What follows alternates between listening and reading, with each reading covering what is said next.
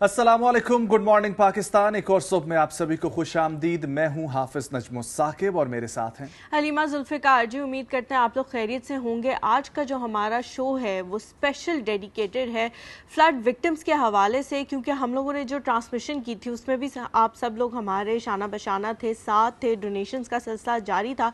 लेकिन आज का जो ये शो है वो हमने ये बताने के लिए रखा है कि ट्रांसपेरेंसी कितनी ज़रूरी है और जो डोनेशंस इकट्ठे किए जाते हैं वो हकदारों तक पहुंचाना कितने ज़्यादा ज़रूरी है। क्योंकि ना जब हम लोगों ने इस किस्म की न्यूज़ जो है वो पिछले दिनों देखी कि आटे के थैले के पीछे और रोटी के लिए भगदड़ मच गई और छीना झपटी में एक शख्स जो है वो हलाक हो गया, उसकी डेथ हो गई। ये इस किस्म की न्यूज़ है कि इसको देख के दिल करता है कि बंदा जो है फ़ौरन उन लोगों के पास पहुंच जाए। लेकिन मेरे ख्याल से हम लोग का वहाँ पे फिज़िकली प्रेजेंट होना इतना ज़्यादा ज़रूरी नहीं है जितना हमारी इमदाद का वहाँ तक पहुँच जाना है।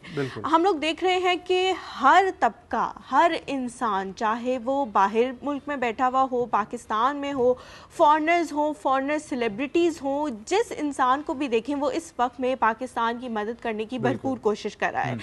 लेकिन सबसे बड़ी जो चीज़ है वो ये है कि वो जो मदद कर रहे हैं नजम, वो उन लोगों तक पहुंचती भी है या नहीं पहुंचती। क्योंकि जब वो मदद नहीं पहुंचती तो हम लोग ये चीज़ें भी देखते हैं कि छीना झपटी में लोगों की जानें जा रही हैं, और हम ये चीज़ें भी देखते हैं और ये फैक्ट्स एंड फिगर्स भी देखते हैं कि क्राइम रेट जो है वो कराची में बहुत ज़्यादा इंक्रीज़ कर गया है, स्ट्रीट क्राइम।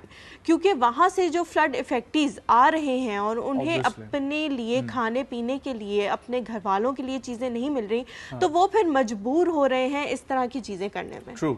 साथ ही साथ मैं ये मेंशन करना चाहूँगा, ये हम भी हो सकते हैं कि नाम से हम लोगों ने ये ट्रांसमिशन की थी, कुछ चैनल्स ने पाकिस्तान में ट्रांसमिशन की। उसके अलावा अगर हम सियासी लीडरशिप की बात करें तो हर किसी ने अपने तौर पर कोशिश की, चाहे किसी भी सूबाई हुकूमत की बात की जाए, पंजाब, खैबर पख्तूनख्वा, सिंध, बलूचिस्तान, और फिर अगर ऑपोजिशन की बात की जाए तो साबिक वज़ीर आज़म इमरान खान ने भी 3 से 4 दफ़ा टेलीथॉन की, जिसमें बढ़ चढ़कर ओवरसीज पाकिस्तानियों ने हिस्सा लिया।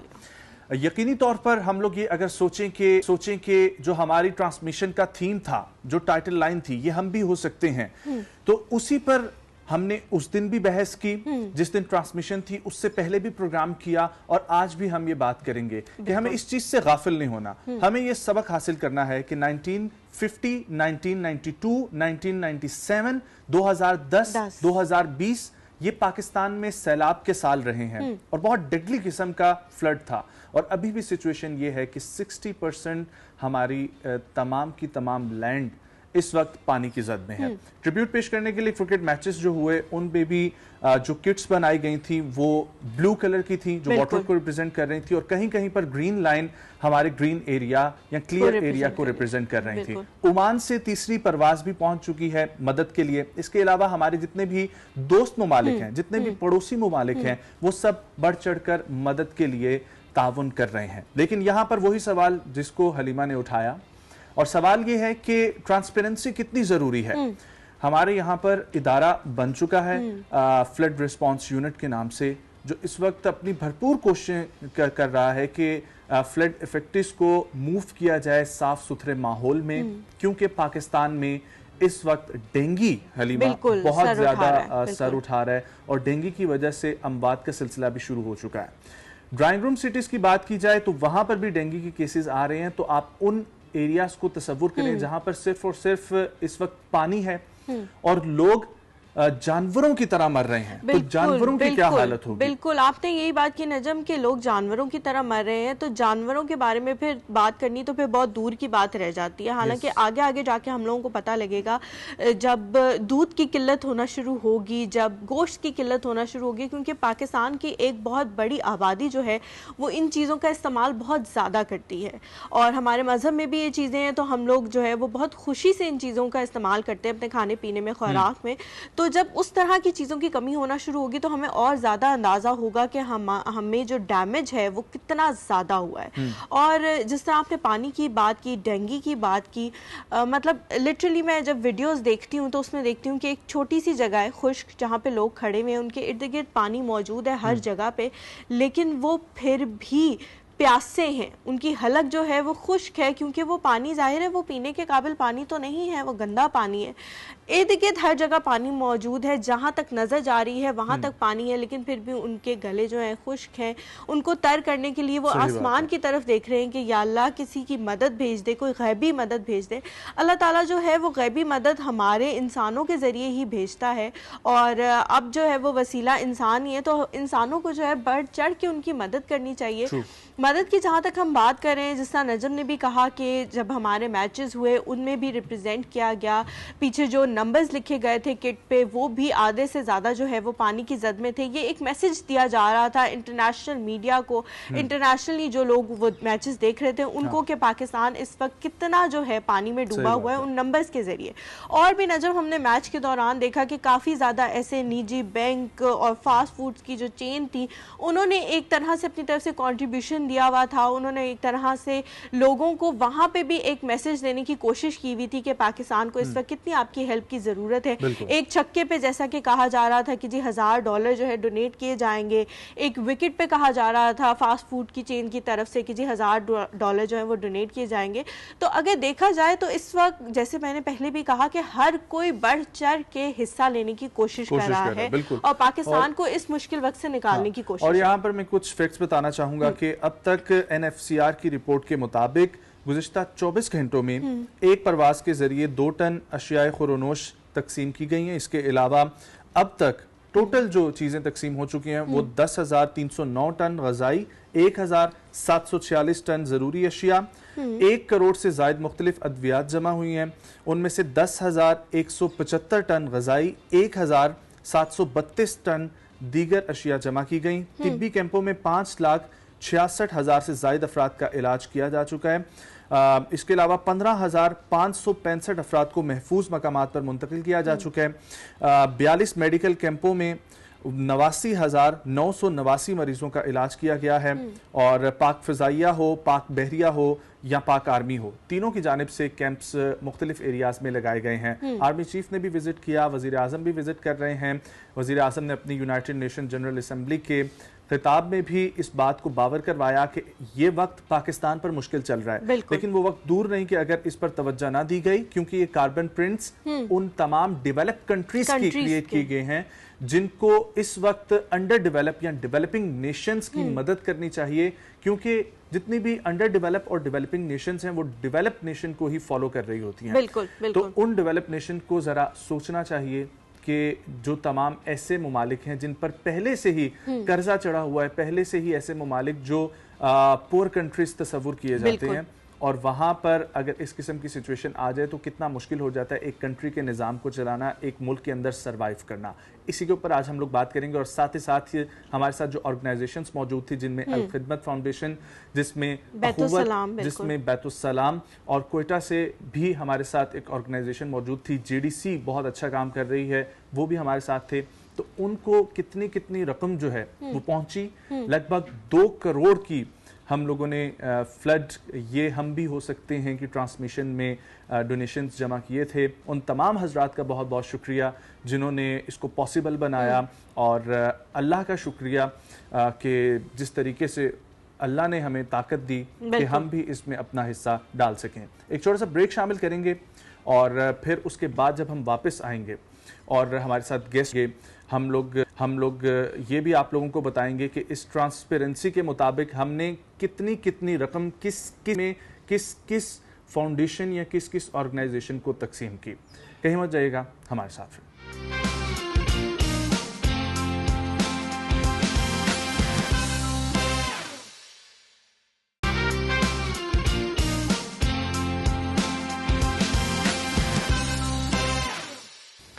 जी welcome back to the show.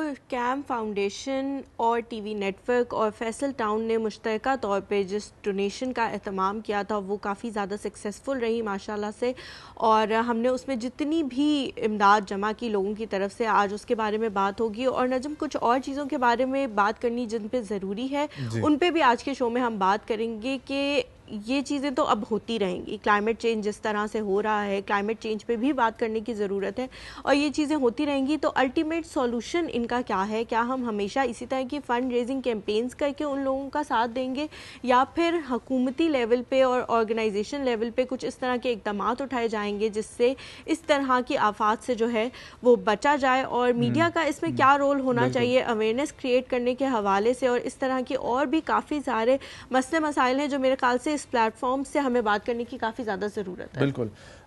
हमारे साथ जो शख्सियात मौजूद हैं उनका तारुफ करवाता चलूँगा और आप लोगों को बताऊँगा कि जो तमाम ऑर्गेनाइजेशंस जिनके साथ हमने ये ट्रांसमिशन की थी और जिनको डोनेशंस पहुंची हैं, जो मुख्तलिफ एरियाज़ में इस वक्त पाकिस्तान के काम कर रही हैं, उनकी तरफ से रिप्रेजेंटेटिव्स उनके हमारे साथ मौजूद होंगे। और हम लोग अब बढ़ते हैं गेस्ट की तरफ। पहले गेस्ट जो हमारे साथ ट्रांसमिशन में रूह रवां थे, इसके अलावा executive head strategies and HR scholar हमारे मेंटोर जनाब सैयद हसन बुखारी साहब। अस्सलाम वालेकुम हसन भाई। बहुत शुक्रिया वक्त निकालने के लिए। उनके साथ तशरीफ़ फरमा हैं प्रेसिडेंट अल खिदमत फाउंडेशन इस्लामाबाद जनाब हामिद अख्तर साहब। अस्सलाम वालेकुम सर। जी वालेकुम सर, बहुत शुक्रिया तशरीफ़ लाने के लिए। Thank you very much. और इनके साथ मौजूद हैं एक और ऐसी ऑर्गेनाइजेशन जो पाकिस्तान में वेलफेयर के अलावा एजुकेशन पे बहुत काम कर रही है, बैतुस्सलाम। उनके रिप्रेजेंटेटिव अली हाशिम साहब। अस्सलाम वालेकुम अली। वालेकुम सलाम। कैसी तबीयत है आपकी? अल्हम्दुलिल्लाह। बहुत शुक्रिया आप तमाम शख्सियात का। हसन भाई, अल्हम्दुलिल्लाह ऑर्गेनाइजेशन ने, कैंप फाउंडेशन ने, फैसल टाउन ने जो एक स्टेप लिया वो उस दिन पूरा हुआ और अब उसकी ट्रांसपेरेंसी पे हम एक ये प्रोग्राम कर रहे हैं कि जो रकम हकदारों तक पहुंचनी थी वो किस तरीके से तकसीम हुई है, तो उसके हवाले से आप बताएं प्लीज़। शुरू में ही जब हमने ये ट्रांसमिशन की थी तो उस वक्त ही हम ये सोच रहे थे कि हम ऐसी इदारों को, ऐसे NGOs को अपने साथ प्लेटफॉर्म पे अब खड़ा करें जिनकी रिप्यूट पे कोई क्वेश्चन किसी भी हवाले से ना हो। तो जो हमारे साथ इदारे हैं, मतलब अभी प्रोग्राम में भी शामिल है, वो टाइम एंड ऑन वक्त के हवाले से वक्त ने साबित किया कि उन्होंने अपने जो एफर्ट्स हैं वो कभी किसी मौके पे जो है वो कौम के लिए उन्होंने रोक के नहीं रखी, बल्कि जिस कदर भरपूर तौर पर उन्हें साथ दे सके मुख्तलिफ मुश्किल किस्म मुश्किलात में पाकिस्तान के लिए देव डन इट। एक तो ये इसका एलिमेंट था, तो हमारे लिए सबसे एक लॉजिकल आउटकम ये था, since we are TV channel, हम एक मीडिया हाउस हैं, हम एक TV चैनल हैं और हमारी मेन डोमेन में जो है वो जो नॉन गवर्नमेंट ऑर्गेनाइजेशंस का स्कोप ऑफ वर्क बनता नहीं था। ठीक है, तो और फिर वही बात कहते हैं जिसका काम उसी को साझे। तो जो ऑर्गेनाइजेशंस ऑलरेडी एक्सपर्टीज़ में हैं, ऑलरेडी जिनकी आउटरीच पूरे पाकिस्तान में है, इट वॉज बट लॉजिकल, ये एक बिल्कुल कॉमन सेंस की बात थी कि हम ऐसी ऑर्गेनाइजेशंस को अपने साथ ऑन बोर्ड कर लें, या तो हम खुद जाके उस पॉइंट पे, क्योंकि पाकिस्तान जैसे मुल्क में जहाँ पे गुर्बत है, बेरोज़गारी है, करप्शन का इंडेक्स बहुत ज़्यादा है, तो वहाँ पे जब आप फंड रेजिंग्स करते हैं और उसके बावजूद भी आप कोशिश कर रहे होते हैं कि आप वो जो आपकी वाली बात है कि हकदार तक उसकी इन्फॉर्मेशन पहुँचे, वो सारी मदद रकूम कैश या काइंड में, नकद या जिन्स की शक्ल में, तो उस पर बहुत सारे चैलेंजेस हैं। मतलब तो उसके लिए एक ज़ाहिर सी बात ही ऐसी नेटवर्क, एक ऐसा ऑर्गेनाइजेशन अपने साथ शामिल करना बहुत ज़रूरी था जिनकी आउटरीच पहले से हो, जिनको पहले से तजुर्बा हो, ट्रस्ट बिल्डिंग का, जिस पे लोगों का भी एतमाद हो। तो इसी वजह से शायद हमें लोगों ने एतमाद भी इसी वजह से किया। फैसल टाउन की इटसेल्फ एक रिप्यूट है, मतलब अपनी इंडस्ट्री में जिस वादे को अपने क्लाइंट से करते हैं वो उसको फुलफिल करते हैं। तो ये भी एक बहुत बड़ी बात थी। हमारे बहुत से डोनेशंस में उनके साथ एक ऐसा, फिर वही बात है कि पाकिस्तान में रियल एस्टेट एक ऐसा ग्रुप है जो कि अफोर्डिंग क्लास क्रिएट करता है। ठीक है, तो उनके बहुत से अफराद हमें सपोर्ट किया फैसल टाउन पे एतमाद करते हुए, because the new world they are handling with. तो ये सारे फैक्टर्स मिलकर हमारी एक ऑल्दो जहाँ पे जो स्केल ऑफ जो तबाही है वो बहुत बड़ा है और अब इंटरनेशनल लेवल पे इसकी रिकग्निशन हो रही है, लेकिन उस वक्त जो हमसे हो सका, कहते हैं हमने अपना नाम शामिल कर लिया उसमें, जो बहुत बड़ी फंडिंग थी ये दुनिया भर से अब हो रही है। हर कोई इतनी भी मदद करे तो आई थिंक बहुत सारे मसाइल हल हो सकते हैं। जी बिल्कुल, मतलब जो हमारे बस में वो तो करें। सही बात है। तो सर कितनी रकूम जो है वो तकसीम की गई है? 2 करोड़ तकरीबन जमा हुआ था। जी बिल्कुल। तो कितनी रकूम किस किस ऑर्गेनाइजेशन को कितनी दी? हमारी 4 पार्टनर ऑर्गेनाइजेशंस थी। ठीक है, बैतुस्सलाम, अखुवत, अलखिदमत मौजूद है, JTC, IDSP। Yes, idea. तो इन चारों ऑर्गेनाइजेशंस को 4.2 मिलियन 42,20,000 रुपए जो है वो डिवाइड Equally डिवाइड हुआ है। वंडरफुल। अभी इनकी अपनी डिस्क्रिप्शन है और ये हमें ऑब्वियसली वक्तन फ़वक्तन में आगाह भी करते रहेंगे कि इन्होंने इसको क्योंकि लोगों को इनकरेजमेंट के लिए, ठीक है, तो ये अपनी की वो है, तो ये सब उनको बराबर जो है वो तकसीम हुई है, ये उनको दी गई। ठीक हो गया। अच्छा सर, मैं आपकी तरफ आऊँगी, मुझे बताएं कि आप लोग जो हैं वो मौजूद हैं इस वक्त ऑन ग्राउंड सिचुएशन के हवाले से। उसके हवाले से एक तो लोगों को बताएं कि ऑन ग्राउंड सिचुएशन क्या है, और दूसरा ये कि किस तरह से लोग जो है वो मदद कर रहे हैं और उन तक चीज़ें पहुँचाने की कोशिश है। बिस्मिल्लाहिर्रहमानिर्रहीम।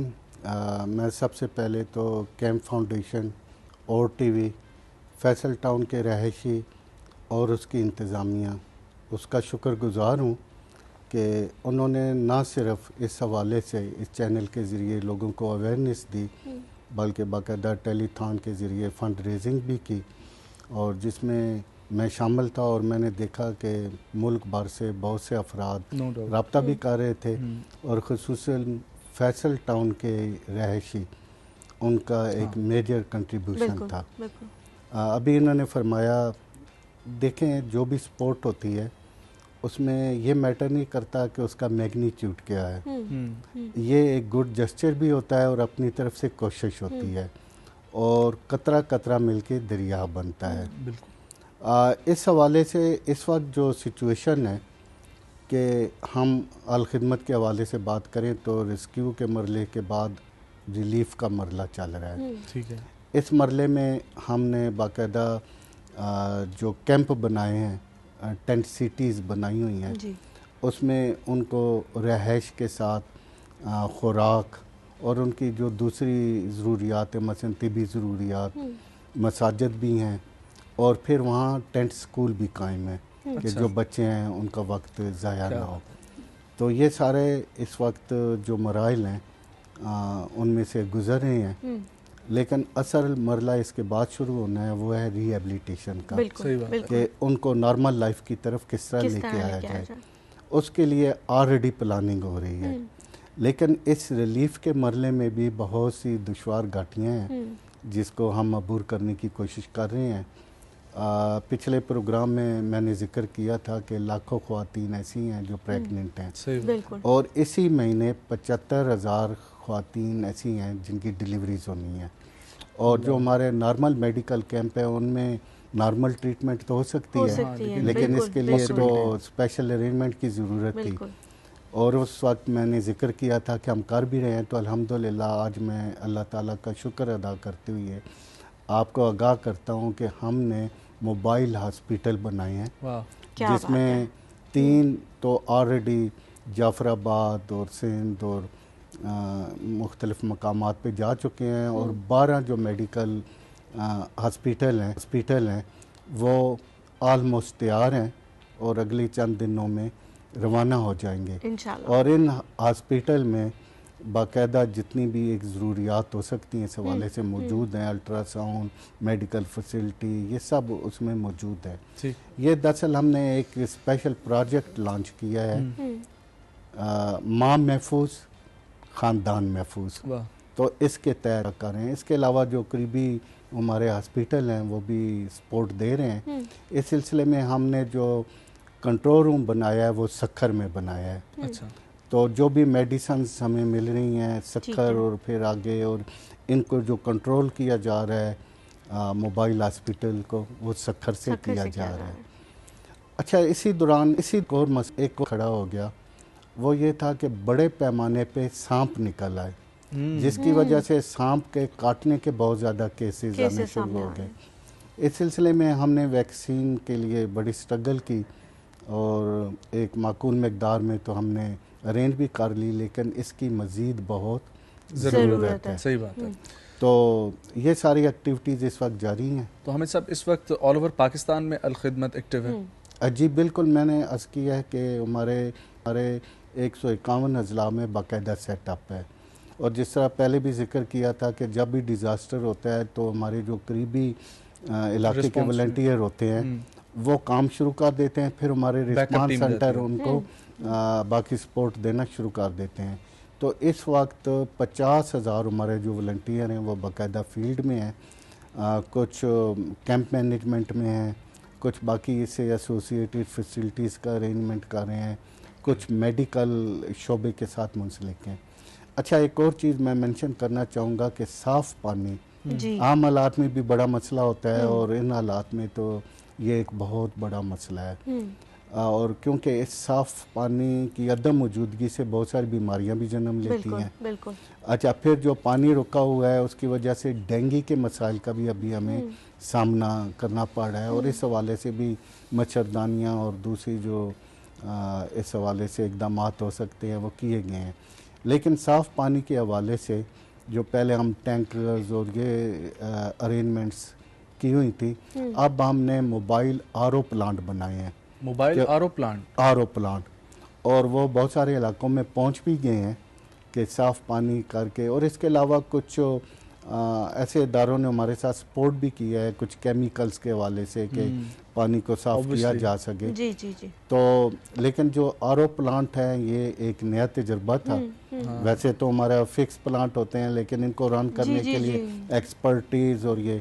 अच्छा, यहाँ मैं एक और ख़ास चीज़ मेंशन करना चाहता हूँ कि हमारे सेटअप में तकरीबन हर शोबे के एक्सपर्ट मौजूद होते हैं। इसकी वजह से हमें जो टेक्निकल सपोर्ट मिल रही होती है वो बड़ी वैल्यूएबल है। बिल्कुल। तो हमारे जो भी इक़दाम होते हैं, हमारी जो टीम है उसमें जो मुख्तलिफ एक्सपर्ट्स हैं वो सूरत हाल को एनालाइज करके उसके मुताबिक फिर हमें गाइड कर रहे होते हैं। बहुत खूब सर, जिस तरीके से अल-खिदमत काम कर रही है और एक इनोवेशन कर रही है, न्यू आइडियाज़ जिस किस्म के सिचुएशन ज़रूरत इजाद की माँ है हसन भाई, बिल्कुल जिस तरीके से इस वक्त ज़रूरत है और उसी तरीके से आप लोग काम कर रहे हैं। अली भाई, बैतुस्सलाम के कुछ असातिज़ा हज़रात मेरे साथ ऐड हैं, उनको भी मैं देख रहा हूँ इस वक्त आप लोगों के मदारस के बच्चे जो हैं वो भी बाहर मौजूद हैं अपनी तालीम को छोड़ के, स्कूल के आप लोगों के बच्चे भी बाहर मौजूद हैं, तमाम वॉलंटियर्स भी इस वक्त बाहर मौजूद हैं। तो बैतुस्सलाम इस वक्त कहाँ पर फोकस कर रहा है? ओवरऑल पाकिस्तान में मौजूद है या किसी एक एरिया पे फोकस है? शुक्रिया। बिस्मिल्लाहिर्रहमानिर्रहीम। सबसे पहले मैं शुक्रिया अदा करता हूँ केम फाउंडेशन का और आपकी इस इदारे का और पाकिस्तानी कौम का कि इन हालात के अंदर वो अपने मुसलमान भाइयों के साथ शाना बशाना खड़े हैं और अल्हम्दुलिल्लाह जो ज़रूरियात उनके सामने आती जा रही हैं उसमें भरपूर तरीक़े से इस्तिताअत से बढ़कर, हिम्मत से बढ़कर माशाल्लाह कंट्रीब्यूट कर रहे हैं। तो इस पर मैं सारी कौम का शुक्रिया अदा करता हूँ आपके इस प्लेटफॉर्म से।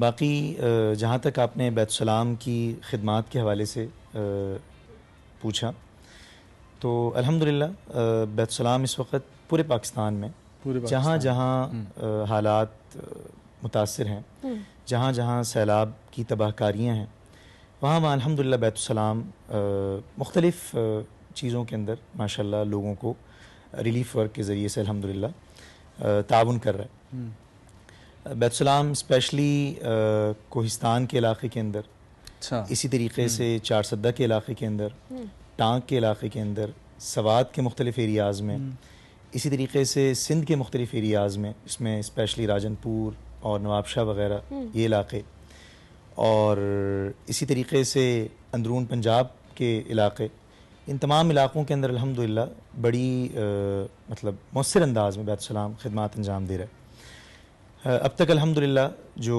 रिलीफ़ वर्क बैतुस्सलाम के प्लेटफॉर्म से हुआ है, अल्हम्दुलिल्लाह सुम्मा अल्हम्दुलिल्लाह पाकिस्तानी कौम के ताउन से तकरीबन कोई लगभग 10 अरब की मालियत का अल्हम्दुलिल्लाह रिलीफ़ वर्क अल्हम्दुलिल्लाह बैतुस्सलाम कर चुका है।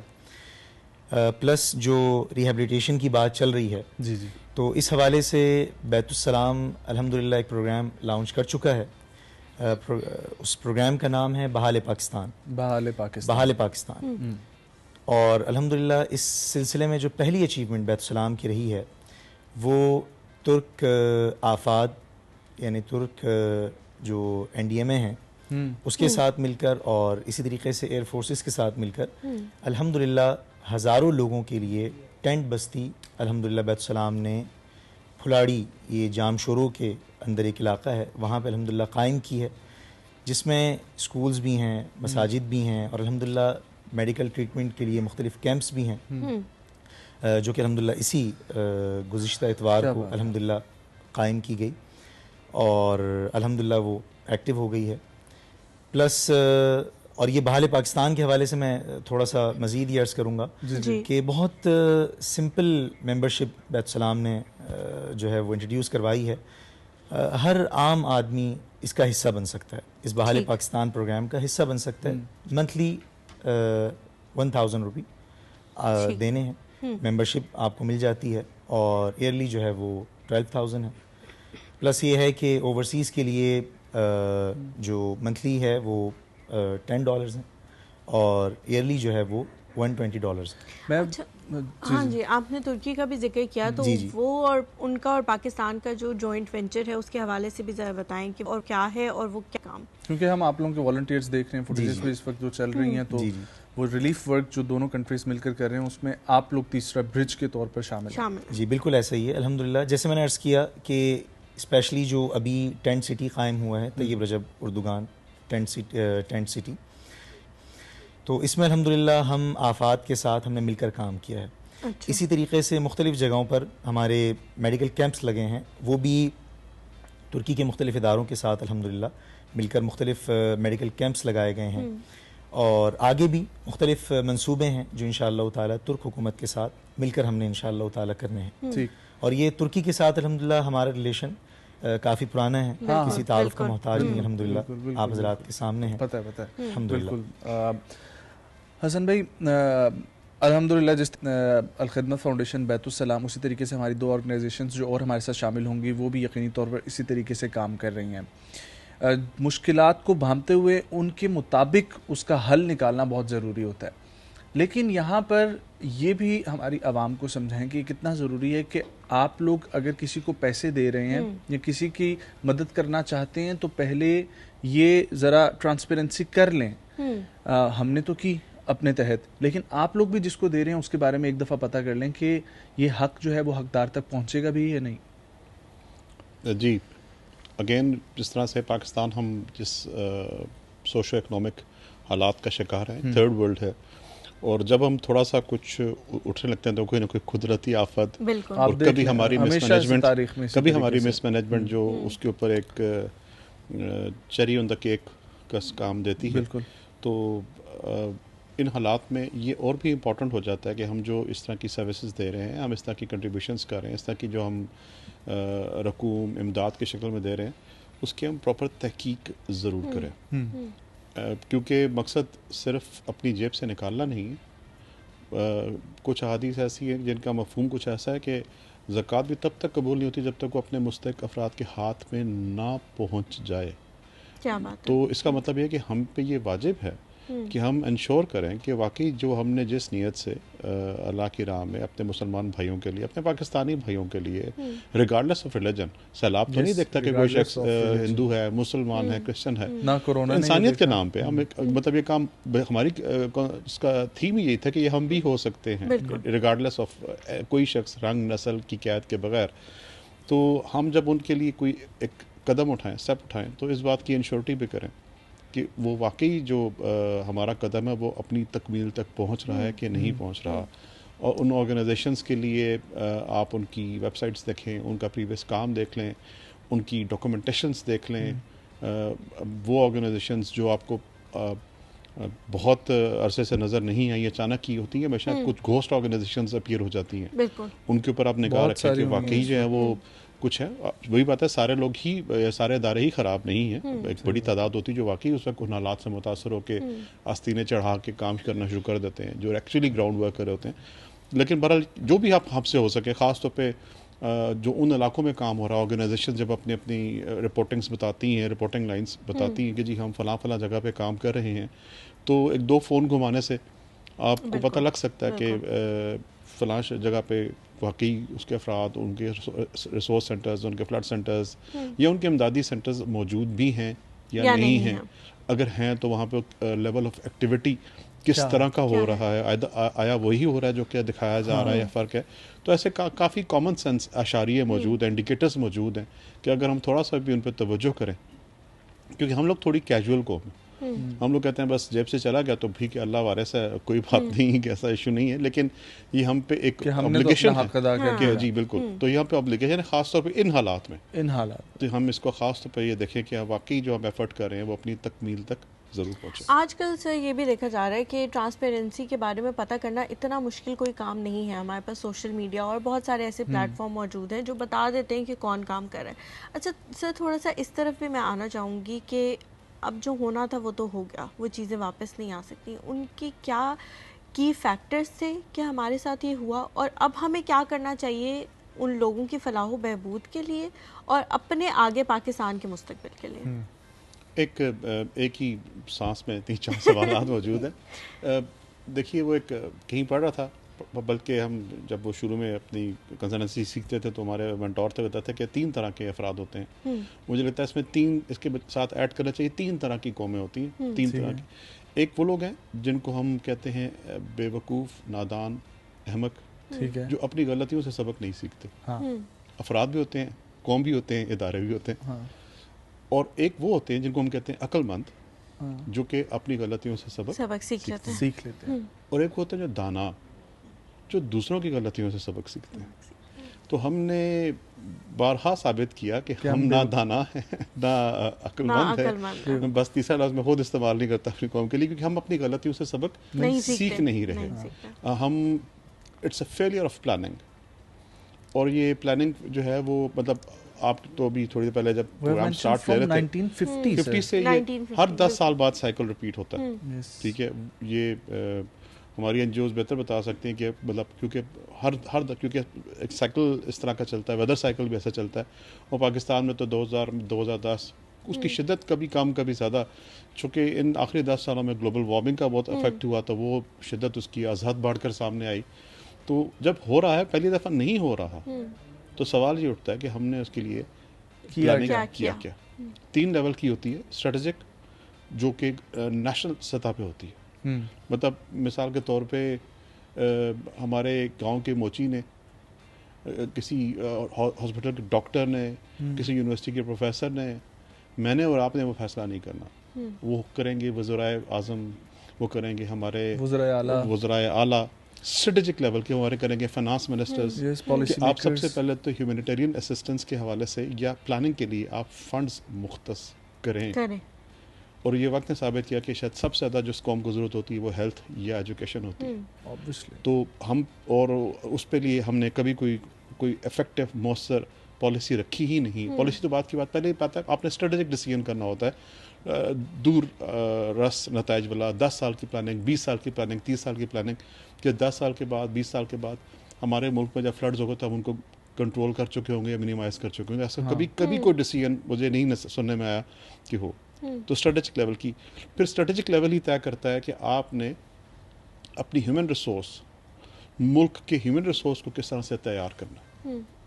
मिसाल के तौर पे आप तमाम पाकिस्तान के बच्चों को जो कि मैट्रिक से ऑनवर्ड्स ऊपर हैं, आप उनको एक माह की फ्लड या डिज़ास्टर की या फायर इमरजेंसी इस तरह की ट्रेनिंग्स क्यों नहीं दे रहे? हम उनको पूरी एक ऐसी उस टाइम एक अगर आपने उनको बाबर वो उस सिलसिले में डाला हुआ है, उनको ट्रेनिंग से गुजारा, वो तो खुदा ना खासा जब इस तरह का कोई हादसा होगा तो आपके पास एट द स्पॉट वो लोग उसी लोकल जगह पे मौजूद होंगे। पर ये डिसीजन किसने करना है? मैंने करना है, आपने करना है? नहीं, ये डिसीजन पॉलिसी मेकर्स कर रहे होंगे। तो स्ट्रेटजी लेवल का डिसीजन है कि ह्यूमन रिसोर्स की एंगेजमेंट क्या है। उसके बाद फिर तीसरा आता है कि आपने इदारा साजी कितनी की ऑर्गेनाइजेशंस के लिए। सही बात। ऑर्गेनाइजेशन स्ट्रक्चर्स कितने बनाए आपने, वो स्ट्रक्चर्स जो एम्पावर्ड हैं अपने तई खुद ऑन द स्पॉट डिसाइड करना है। मिसाल के तौर पे अगर ये कोई बड़ी शायद ये मैनेजमेंट की आप समझ लें कि मैनेजमेंट की एक रेड सिग्नल है या उसकी मजम्मत है कि अगर आप मिसाल के तौर पे आप किसी बैंक जाएँ, नेशनल बैंक जाए, हमारे कौमी बैंक है, और आपको चेक साइन करने के लिए या आप चेक बनवाने के लिए उनका आपके कंट्री हेड को आना पड़े या उन नेशनल बैंक के सदर को आना पड़े, तो अगर आपके फ्लड रिलीफ में वज़ीर आला नहीं आकर उनको हेल्प करनी है तो फिर हमारा वो जो पूरा स्ट्रक्चर कहाँ चला गया, वो क्या उसको किस बात की तनख्वाहें जा रही हैं। तो ये फर्स्ट हमारी जो है वो प्रायोरिटी होनी चाहिए इस वक्त, इस पे काम होने की ज़रूरत है। एक छोटा सा वक्फा, उसके बाद वापस आएंगे और कुछ और गुफ्तगू करेंगे। हमारे साथ रहें।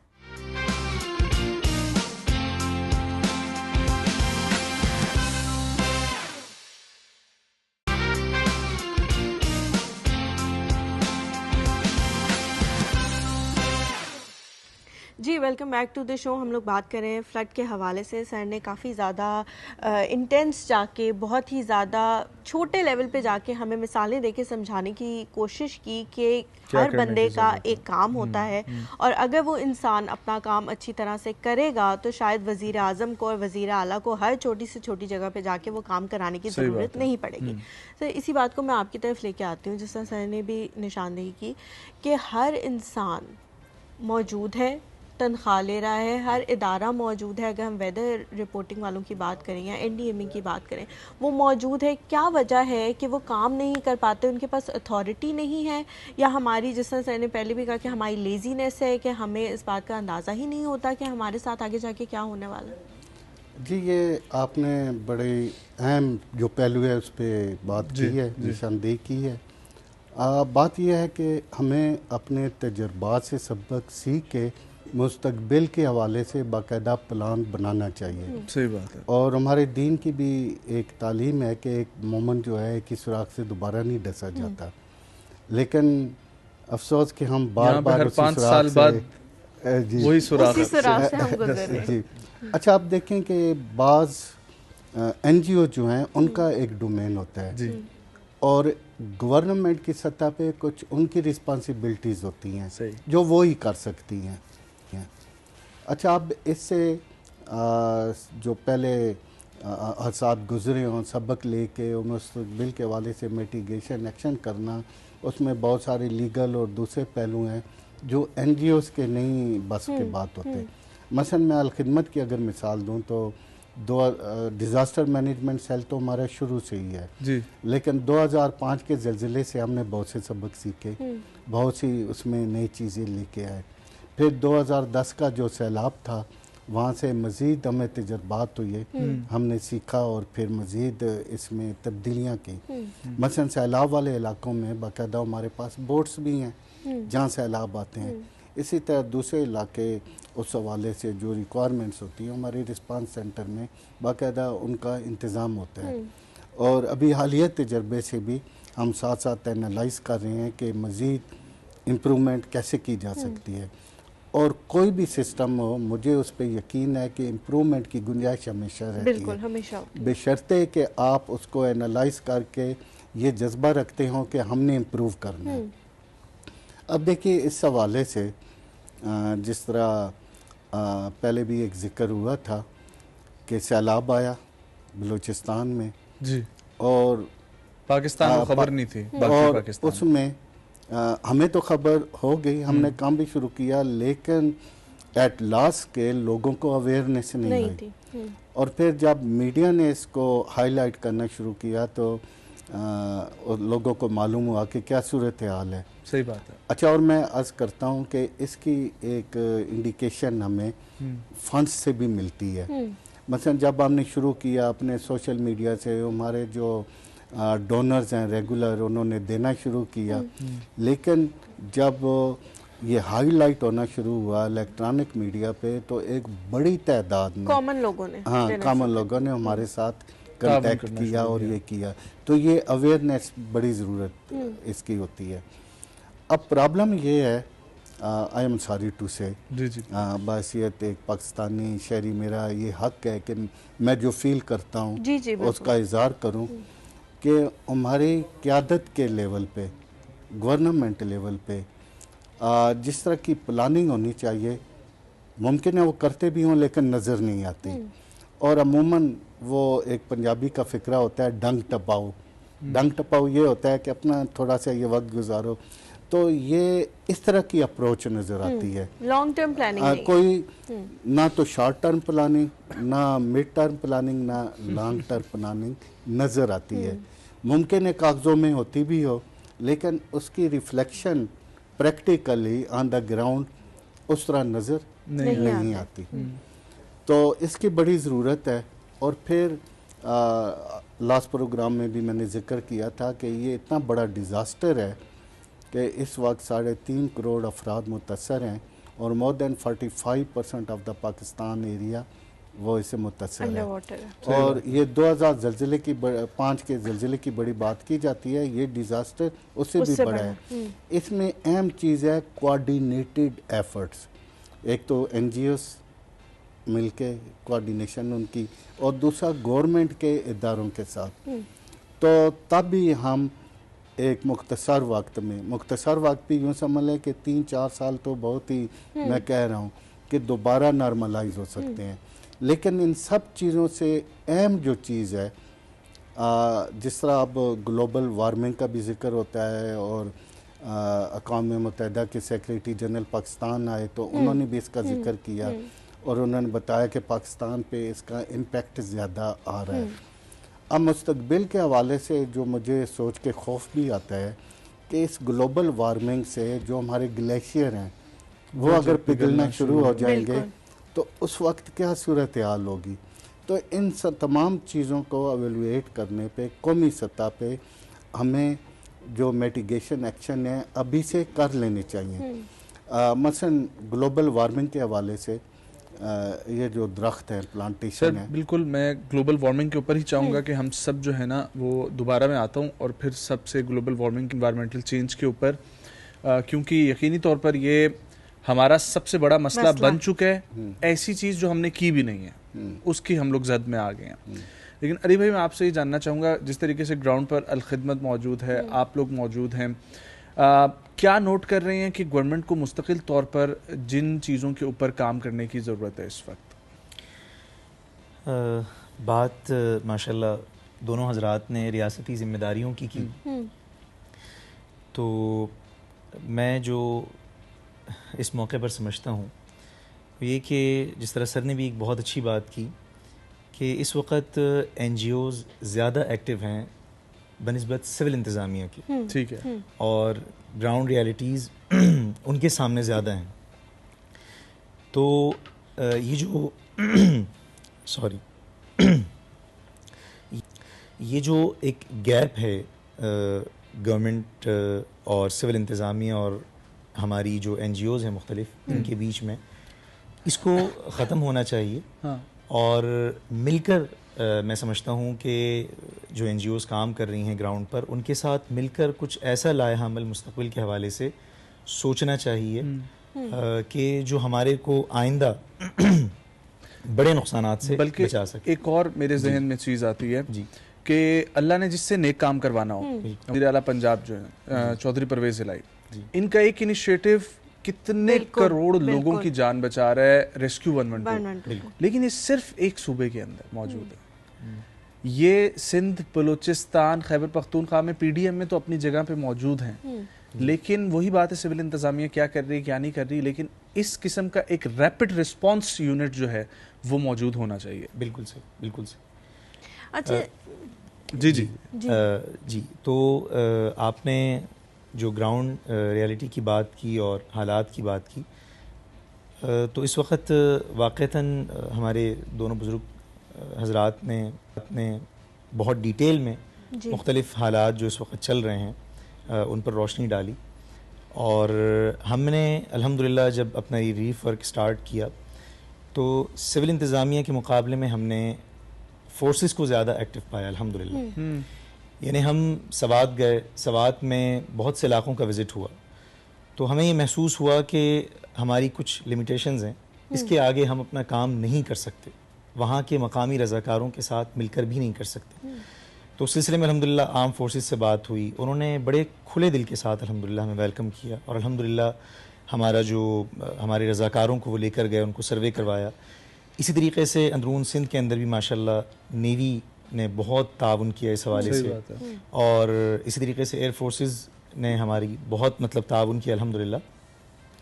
तो माशाल्लाह इन आर्म फोर्सेस का जो ताउन है वो तो ग्राउंड पर बहुत ज़्यादा देखने को मिला। रहनुमाई की हद तक और निशानदही की हद तक अल्हम्दुलिल्लाह सिविल इंतज़ामिया भी साथ रही, तो इसमें काफ़ी बेहतरी की गुंजाइश है, काफ़ी बेहतरी। अच्छा, मुझे ये लगता है कि जिस तरह इन्होंने बात की कि इदारे जो हैं वो हेल्प कर रहे हैं, लेकिन इदारे भी रियासत का ही हिस्सा हैं, वो भी रियासत के ही अंडर आते हैं। और सिविल इंतज़ामिया की जहाँ तक हम बात करें तो सर मैं इसी बात को लेकर आपकी तरफ आऊँगी कि सिविल इंतज़ामिया पीछे रह गई। फोर्सेस को ये लोग कह रहे हैं कि वो आगे बढ़ के काम कर रहे हैं। फोर्सेस में मेरे ख्याल से लोगों का एतबार है, क्योंकि वो एक सिस्टम के तहत आ रहे हैं, और सिविल इंतज़ामिया को शायद लोग इस वजह से उस तरह से सपोर्ट नहीं करें क्योंकि इंस्टेबिलिटी है शायद हमारे मुल्क में। वो समझते हैं कि हम इन्हें अगर पैसे दे भी देंगे, कल को हुकूमत चली गई तो हमारे पैसे पता नहीं हकदार तक पहुँचेंगे भी या नहीं पहुँचेंगे। देखिए, ये एक कॉम्प्लेक्स क्वेश्चन है। इसकी जड़ें पॉलिटिकल सिस्टम में भी हैं, पॉलिटिकल डिसीजंस में भी हैं, और इसका ताल्लुक कुछ इंफ्रास्ट्रक्चर के साथ भी है। हमारी अफवाज को ये बात बहुत अच्छी तरह से पता है कि एक मजबूत कौम मजबूत फ़ौज है, और हमारे अवाम को ये पता है कि एक मजबूत फ़ौज ही एक मजबूत कौम को सपोर्ट करता है, दोनों वाइस वर्सा है। सेकेंडली, इंफ्रास्ट्रक्चर हमारे डिफेंस फोर्सेस का ऑलरेडी इस्टेब्लिश्ड होता है, उनकी इंजीनियरिंग को बड़ी तगड़ी होती है, स्ट्रॉन्ग है। एयरफोर्स की तरफ से उनके रिलीफ ऑपरेशन, खासतौर पर जो फ़ज़ाई ऑपरेशन है जहाँ पे आप सड़क टूट चुकी हो तो वहाँ पे अब सिवाय फ़ज़ाइया के आपके पास नहीं किया जा सकता। लेकिन सवाल ये है कि व्हाट इफ खुदा न खास्ता हम स्टेट ऑफ वॉर में हो, बिल्कुल हालत जंग में हो, और इस तरह की सिचुएशन आता है तो हमारी अफवाज बैरूनी दुश्मन से लड़ाई करेंगी या इंटरनल ऑपरेशन करेंगी?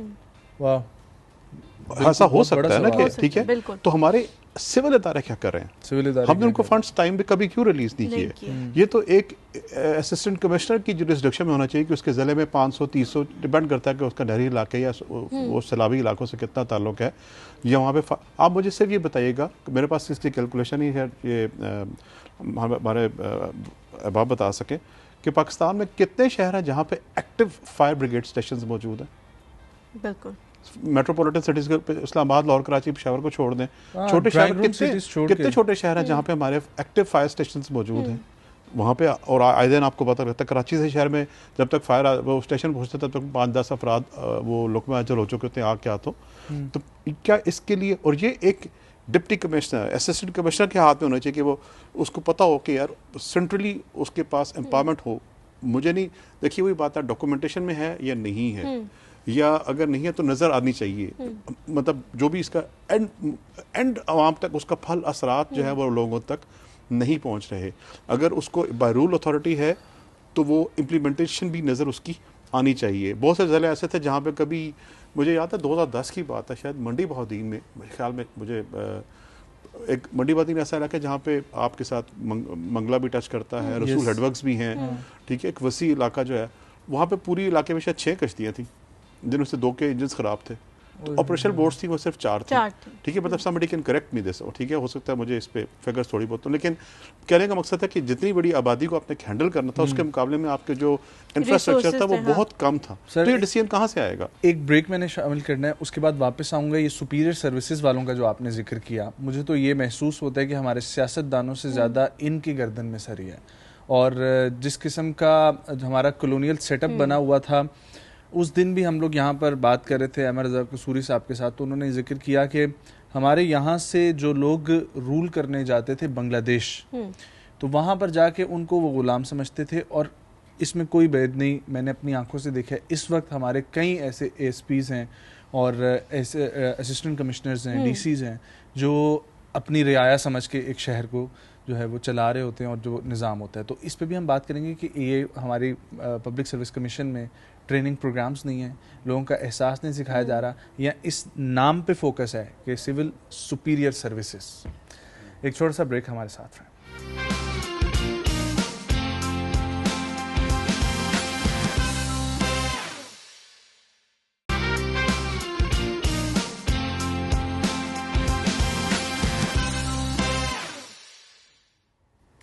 जी, welcome back to the show. Najam ने जाने से पहले एक बहुत ही ज़्यादा इम्पोर्टेंट सवाल उठाया था, मेरे ख्याल से उस सवाल को स्किप किए बगैर या कोई और बात किए बगैर हम उसी सवाल की तरफ आते हैं। सर, क्या कमेंट करना चाहेंगे आप इस पर? अगेन हमारी we need social scientist on this. हमें अपने तज्जियों का, अपने रवैयों का भरपूर तज्जिया करने की ज़रूरत है कि हम ऐसे क्यों हो रहे हैं जो हम हैं। हमारी अगेन हमारे बहुत से मसाइल की जड़ हमारे कॉलोनियलिज्म है, जिससे अभी तक हम जान 70 साल के बाद भी छुड़ा नहीं पाए। आपने नोट किया होगा कि ये आपने जिस भी शहर में हो वहाँ पे डीसी हाउसेज, एनएसी हाउसेज बहुत बड़े बड़े हैं। They were deliberately plan to be like this. जब किसी साइल कहा करते थे जो लोकल लोग थे, उनको शदीद गर्मी में मेन गेट से लेकर वहाँ तक पैदल चलाया जाता था ताकि उनकी ईगो को, उनकी जो अना है उसको तोड़ा जा सके। आपने देखा होगा अभी भी हमारे जो 5 स्टार होटल्स हैं उनके जो दरबान हैं, उन्होंने अभी भी जो है वो लिबास पहना है जो कि हमारे इलाके के लोकल नवाब और इज्जतदार अफराद पहना करते थे। कुल्ला जो थी वो इज्जत की अलामत थी।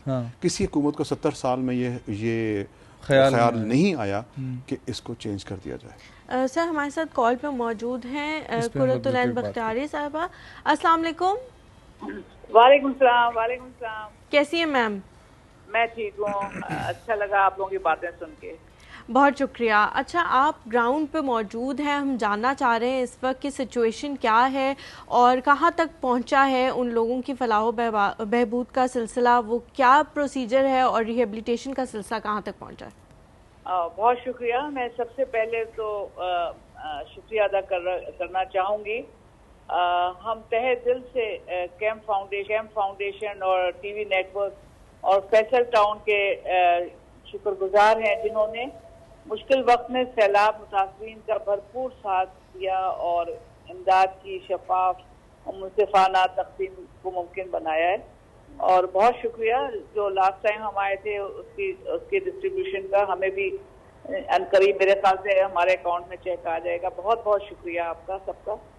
तो अभी तक जो है हम जा चुके हैं मूसा खेल, सोबतपुर, जाफराबाद, डेरा मुराद जमाली और पशीन के अंदर तोबा काकड़ी, उथल, बेला, सिपी, ये तमाम जगहों पे बहुत ही ज़्यादा मौका मिला कि हम जाके बड़ा समझ सकें और देख सकें जी हालात को। वेरी करते हैं हालात हर तरफ। पश्तून बेल्ट के अंदर मेरे ख्याल से बहुत ज़्यादा कोई स्टेटस किसी ने काम इतना नहीं किया है शायद, तो उनका सामने नहीं आया है उनके जो हालात हैं जी।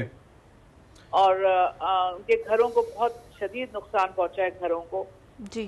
मूसा खेल के अंदर मैंने देखा कि तमाम खड़ी फसलें खत्म हुई हुई हैं, जमीन पे थी, सब कुछ जमीन पे था और वहाँ पे कोई हाल नहीं है। पूरा रड़ा शाह, मूसा खेल, दुरुक का इलाका जो है उसके ऊपर मैंने बहुत कम देखा कोई हरकत और माली इमदाद की या रिलीफ की। बिल्कुल ये वजह है कि सोबतपुर सबसे ज्यादा निगलेक्टेड है, सबसे ज्यादा उसको जरूरत है।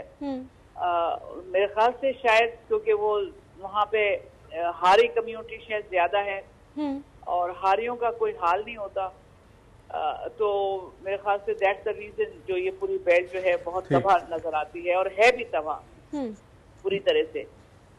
मगर ये जाफराबाद में और सिपी में कुछ इलाके जो हैं सूखने लगे हैं, तो वहाँ पे अब बहुत तेजी के साथ लोग मांग रहे हैं कि थोड़ा सा हमें ट्रैक्टर टाइम मिल जाए, हमें बीज मिल जाए, जो फौरन इस वक्त मेरे ख्याल से 1 अक्टूबर से लेकर और 15 अक्टूबर तक कुछ सोइंग पीरियड है ये, और ये बड़ा स्पेसिफिक सोइंग पीरियड है मेरे ख्याल से। ये इसके अंदर क्या एक वो कहते हैं किसी फसल का नाम मुझे जबान पे नहीं आ रहा, मगर ये सरसों का वो कह रहे हैं ये बोने का वक्त है।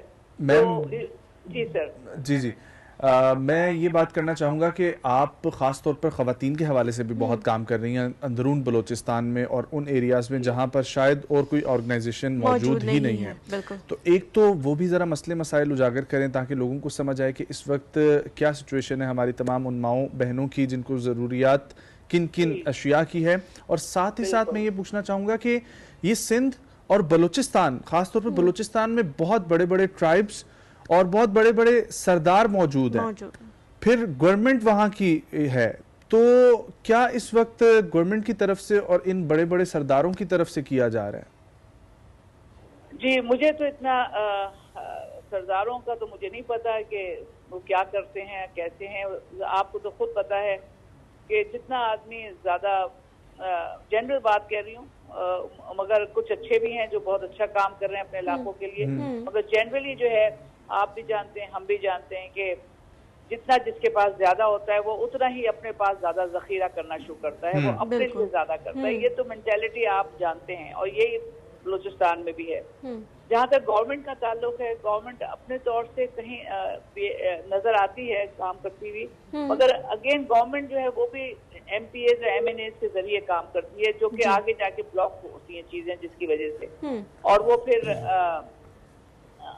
जो हमारे हैं वो उनके पास जाता है, जो हमारे तरफ है उनके पास जाता है। आपको पता है कि MPA MNAs किस तरह से डिस्ट्रीब्यूशन करते हैं, तो ये उस तरह से चीजें ब्लॉक होती हैं सारी, जो मैं देख रही हूँ सब तरफ। लेकिन मुझे एक बात मैं एक्नॉलेज करना चाहूंगी कि जो डिस्ट्रिक्ट में जो DCs हैं, जो डिस्ट्रिक्ट के लोग, जो वहाँ की एडमिनिस्ट्रेशन है, क्योंकि मैं उन्हीं के यहाँ रहती हूँ, उन्हीं के साथ बहुत करीब से देखती हूँ, उनसे सहूलत बहुत मिलती है, वो दिन रात काम कर रहे हैं। क्या बात है। बहुत बहुत अच्छे एक्शन में रहते हैं, 24 घंटे एक एक्शन में रहते हैं। मगर ये कि ये वहाँ के इलाके के पास लोगों के दबाव में भी रहते हैं, उनकी मजबूरी है, परेशान भी रहते हैं, और उसके ऊपर कोई सुनने वाला हो तो उससे बात भी करते हैं। ठीक रहा औरतों का सवाल, बिल्कुल आपने बहुत अच्छा बात उठाई है।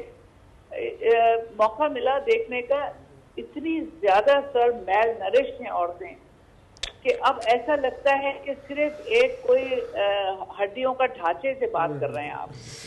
इतनी मेल नरिश्ड हैं, इतनी ओवरवर्क्ड हैं और इतना ज्यादा उनके बच्चे इतने सारे हैं, और मैं बता नहीं सकती कि एक मुसीबत में घिरी हुई एक स्पीशी है ये। बिल्कुल एक स्पीशी, इसको इंसान भी नहीं कह सकते, इट्स ए स्पीशी। आप मैम बात करिए कि काफ़ी इलाके जो हैं अब खुश्क होना शुरू हो गए हैं और वहाँ पे जो है वो बीज बोने के लिए लोग मांग रहे हैं कि हमें बीज दें और ट्रैक्टर ट्रॉली दें, तो उसके बारे में भी बताएं कि अगर ये प्रोसीजर अभी हम लोगों ने शुरू ना किया तो उसके आगे जाके हम पे क्या असरात होंगे, क्योंकि जो हमारी फसलें थी, खड़ी फसलें, वो तो इस वक्त आप बता रही हैं तकरीबन सारी तबाह हो चुकी हैं। जी हाँ, और लोग नजर आए हैं, माशाल्लाह से बाहिम्मत लोग हैं, अपने खड़े हुए मूसा फेल हो, दुरुग हो, गोबा काकरी हो, जाफराबाद हो, मर्द जो हैं, औरतें जो हैं, खड़ी हुई अपनी जमीनों को देख रही हैं कि हम इस पे काम कैसे शुरू करें। पत्थर आए हुए हैं, बजरी आई हुई है, लेकिन चेहरों की जो हसरत है और आंखों के अंदर जो एक तलब है, वो सिर्फ एक हसास दिल देख सकता है कि ये चेहरे क्या कह रहे हैं। बिल्कुल। हम मतलब इतना ह्यूज टास्क है कि सिर्फ आदमी देख के सोचना शुरू कहाँ से करे। सही बात है। और इससे अगर हमने non government NGO sector, government sector, private sector, अगर हमने फौरी तौर से इस पर तवज्जो नहीं दी तो जाहिर है कि ये एक तो हमारी एग्रीकल्चर का जो आउटपुट है उस पर असर पड़ेगा, दूसरा ये कि बेरोजगारी और सेल्फ स्टीम और होपलेसनेस एक इंतहा को पहुंच जाएगी। बिल्कुल। अच्छा मैम, आप बात कर रही हैं बच्चों की, खवातीन की, तो वहाँ पे बीमारियों का सिलसिला भी जो है वो शुरू हो गया है, बीमारियां भी फूट पड़ी हैं, तो उनके बारे में बताएं क्या वबाई अमराज हैं, ताकि फिर उसी के हिसाब से लोग जो हैं वो दवाइयाँ और मेडिकल की फैसिलिटीज वहाँ पे प्रोवाइड करना शुरू करें। बहुत बुरी तरह से। ऑफ कोर्स मलेरिया तो रैम्पेंट है, और जहाँ पे पानी खड़ा हुआ है, ये आपका जितनी पानी से रिलेटेड डिजीजेज हैं ये बहुत हैं, क्योंकि मेल नरिशमेंट इतना है तो रेजिस्टेंस नहीं है बॉडी में। बिल्कुल। हर किस्म की वबा का, जैसे कहते हैं, अटैक है, हर किस्म की वबा। और दूसरा, अच्छा जब वो डॉक्टर के पास आते हैं या कोई एग्जामिन करते हैं तो अंदर से दूसरी चीजें समझ में आती हैं, सामने आती हैं, जो कि वो कभी लाते नहीं, जैसे कि किडनी के अंदर दायमी प्रॉब्लम है, हार्ट के अंदर दायमी प्रॉब्लम है, जिसके साथ वो जी रहे थे। मैम आप हमारे साथ ही रहिएगा, हमारे साथ और भी हजरात इस वक्त मौजूद हैं। अल खिदमत फाउंडेशन की इंतज़ामिया बैतुस्सलाम जो रिलीफ वर्क कर रहे हैं, और आप तमाम हजरात का शुक्रिया कि जिस तरीके से आप लोग इस वक्त ग्राउंड पे मौजूद हैं। और सिविल इंतजामिया कुछ कर रही या नहीं कर रही, लेकिन पाकिस्तान की आवाम, चाहे ओवरसीज पाकिस्तानी हो, पाकिस्तान में मौजूद अफराद हों, और आप सब लोग इस चीज़ को पॉसिबल बना रहे हैं।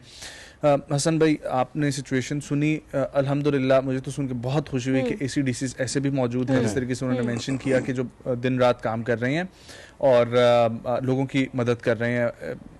ये चीज़ को भुला के कि हम जो है कितनी टाइम की तनख्वाह ले रही हैं, क्या कर रहे हैं, कैसे कर रहे हैं, लेकिन वो काम कर रहे हैं।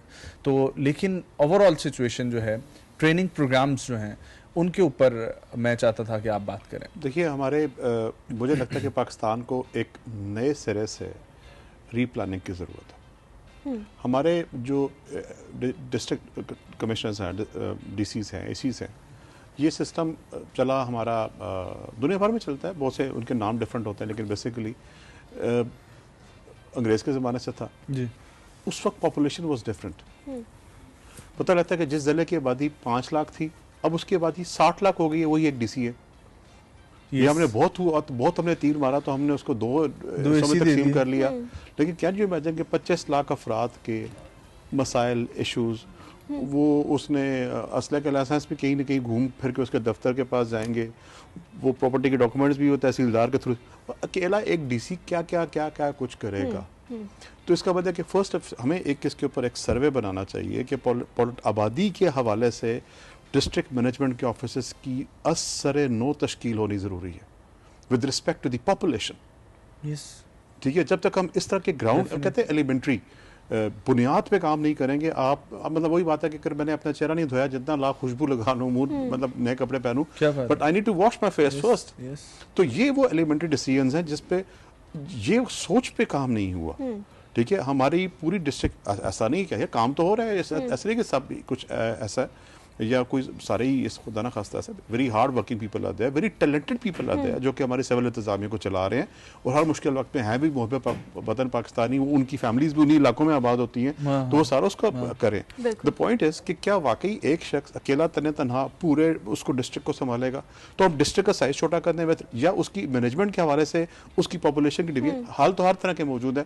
दुनिया में ऐसे भी शहर थे जिसमें ट्रैफिक का मसला ज्यादा हुआ तो उन्होंने ट्रैफिक को 2 कलर कर दिए, रेड एंड येलो। एक दिन येलो स्टिकर वाली गाड़ियां बाहर आएंगी, एक दिन रेड कलर वाली स्टिकर्स बाहर आएंगी, और बाकी उनका जो डिफरेंस है वो पब्लिक ट्रांसपोर्ट कवर करेगी, आपके शहर के मसाइल, इमीडिएटली तौर पे ट्रैफिक हाफ हो गई। तो इनोवेशन तो किसी भी तौर पे जो नया इख्तरा है, मसाइल का हल है, वो तो किसी भी तौर पे किया जा सकता है। तो हम कब तक अकेले, मतलब अब आप कभी भी DC ऑफिस चला जाए, आपको साइलिन की कतार नजर आएगी जो कहते हैं 5 मिनट के लिए हमारा काम देता है। तो इसका मतलब है कि हमें इस बात को, इस मैनेजमेंट इंफ्रास्ट्रक्चर को तब्दील करने की ज़रूरत है, इसको असर नो तश्कील करने की ज़रूरत है with respect to the population, with respect to the access. उसके बाद लाजिम है कि क्या हेल्थ के मैनेजमेंट के मसाइल भी वही DC ऑफिस देख रहा हो या तमाम। तो आप, इसका मतलब है कि आप एक पूरी जो सेक्रेटेरिएट फॉर द सेफ्टी, उसके लिए पूरा सेक्रेटेरिएट अलग बनाते हैं यार। उसके लिए कौन सी ऐसी बात, आप एक आइन की छोटी सी तरमीम करें और उसके बाद आप पूरे मुल्क में एक नया निज़ाम डाल दें जो कि इस तरह के मैनेजमेंट डिजास्टर्स को हैंडल करने के लिए बना हुआ हो, लोकल लेवल पे बनाओ। आपको सेंट्रल प्रोविंस से इजाजत लेने की जरूरत नहीं है कि हमने फलां जगह पर कितनी बोट्स भेजनी है या कि कुछ करना है। उसके पास एम्पावरमेंट ऑन द स्पॉट होनी चाहिए। 500 कश्तियाँ, 550, वो डिपेंड करता है अपॉन दी रीजन, जिला, नेचर ऑफ दी, उस इलाके की टेरेन क्या है, उस इलाके में क्या हालात हैं, ये सब कुछ उसकी बात की बात है, लेकिन एक डिसीजन तो बनाए। ट्रू सर, बिल्कुल सर। ग्लोबल वार्मिंग के ऊपर आप बात कर रहे थे। हमारे यहाँ पर फिजिकल स्ट्रक्चर जो है ना, उन पर काम ज़्यादा होता है, इंफ्रास्ट्रक्चर मजबूत करने की ज़रूरत है। लेकिन 2 चीज़ें जो कौम के अंदर ट्रांसफ़र हो रही हैं, वाज़ेह तौर पर नज़र नहीं आ रही, एजुकेशन और हेल्थ, उनके ऊपर हमारा इतना फोकस नहीं है। इसी तरीके से ग्लोबल वार्मिंग को लाख समझाया गया, पहले भी प्रोग्राम्स भी हुए, लेकिन किसी के पल्ले कोई बात नहीं पड़ी। लेकिन उसके जो आफ्टर इफेक्ट्स है ना, अब शायद हमें अकल आ जाए कि हम इस पे कोई पॉलिसी मेकिंग करें, लेकिन इसके ऊपर अभी तक कोई काम नहीं हुआ। पाकिस्तान क्या स्टेप्स ले सकता है ग्लोबल वार्मिंग के हवाले से? देखिए, ये एक बड़ा इशू है। किसी भी इशू के हवाले से पहली चीज़ होती है अवेयरनेस। अवेयरनेस होगी तो फिर ही आगे एक्शन होंगे। एक तो बड़े पैमाने पे अवामुन्नास को और ख़ुसूसन हमारी यंग जनरेशन को, जिसने आगे मुल्क को संभालना है, उनमें अवेयरनेस पैदा की जाए। फिर इसके साथ साथ अवेयरनेस के साथ साथ ये यानी पैरेलल चलेंगे कि एक्शन भी लिए जाए। मसलन पाकिस्तान में जंगल के जंगल काट दिए गए हैं, अभी भी कट रहे हैं और अब भी कट रहे हैं, मैं और आंखों से देख के आ रहा हूँ अभी कश्मीर में जी। लेकिन साथ साथ जो नए ट्री प्लांटेशन ड्राइव हैं उनकी कमी है।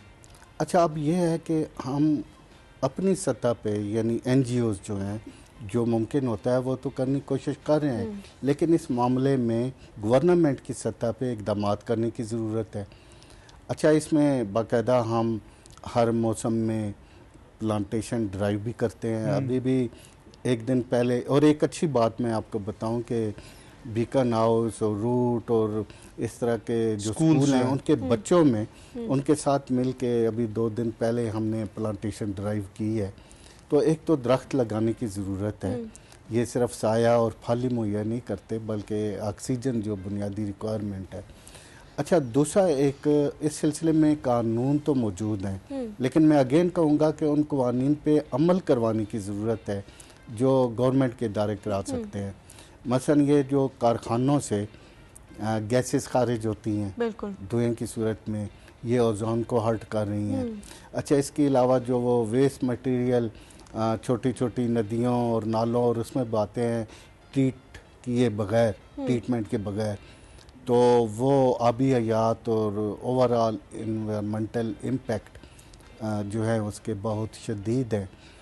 तो कानून तो बहुत सारे मौजूद हैं, लेकिन उन पे एक तो अमल कराने की ज़रूरत है, और दूसरा एक आम आदमी को भी ये पता हो कि अगर कोई वेस्ट मटेरियल इस तरह किया जा रहा है तो इसके उसके पे ओवरऑल क्या असरात हैं, और वो और कुछ नहीं तो अथॉरिटी को कंप्लेंट तो कर सकता।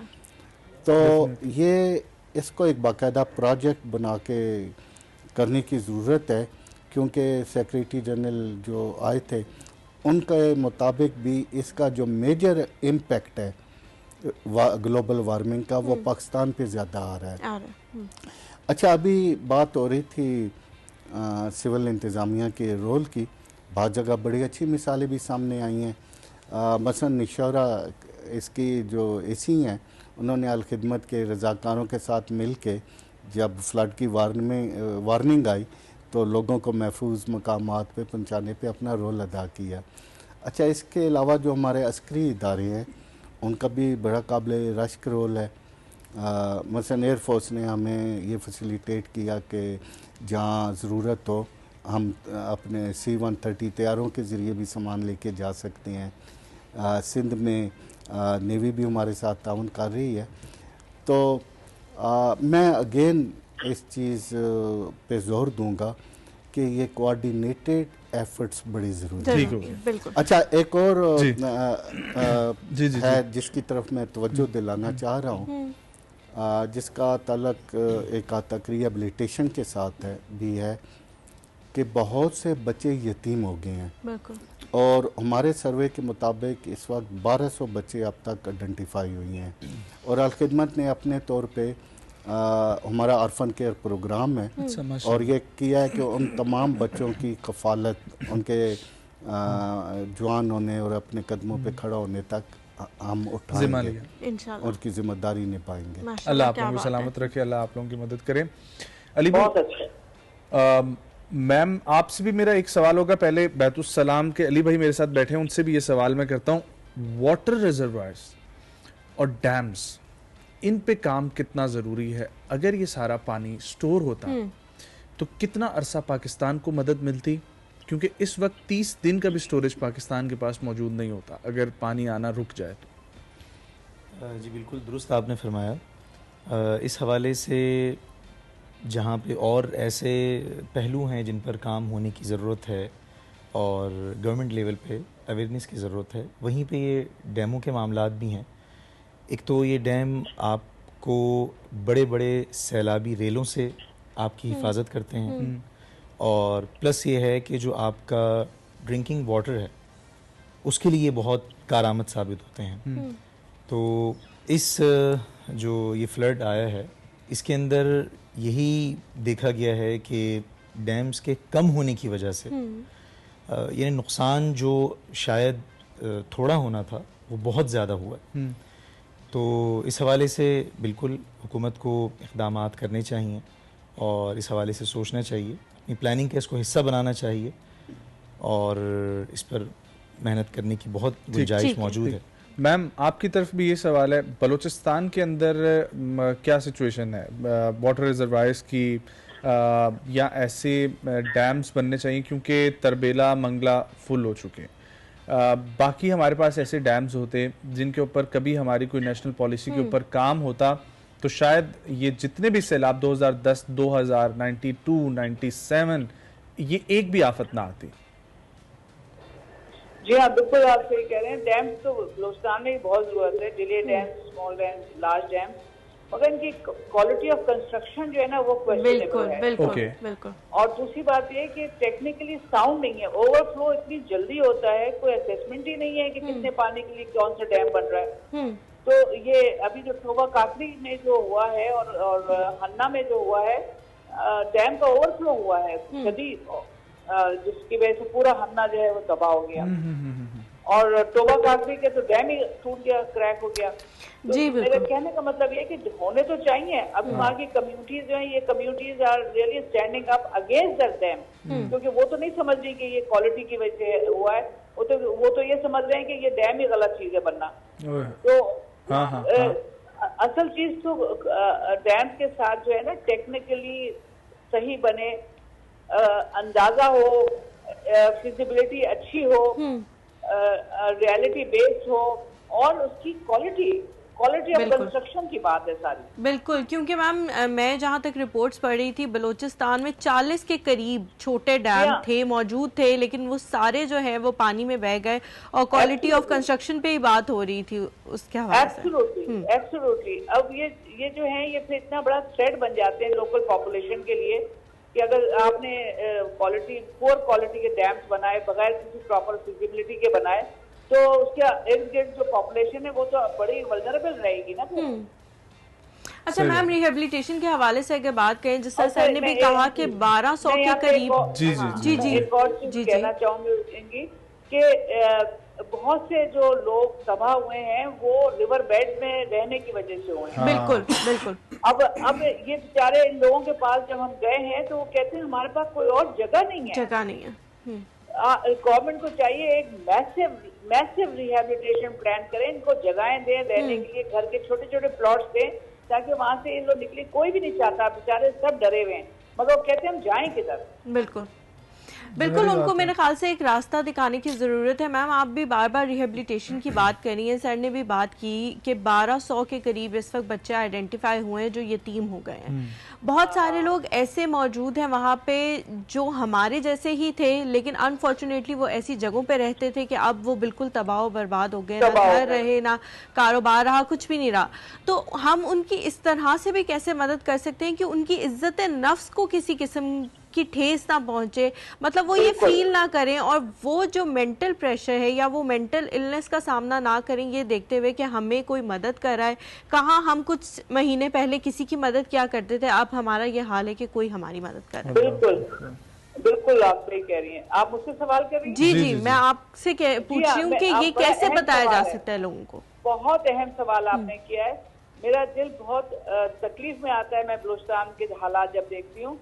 बलूचिस्तान में ट्रेडिशन है नहीं कि आम लोग मांगने लगे, वहाँ पे नहीं है ये। क्या बात है। वहाँ पे किसी को मांगना ही नहीं आता है। अब देखिए ये जो जाफराबाद के पूरे एरिया के अंदर जो सड़कों पे लोग रह रहे हैं, इनसे आप बात तो करें। ये प्रोफेशनल, जबरदस्त प्रोफेशनल, स्किल्ड, हुनरमंद, आलिम लोग हैं ये।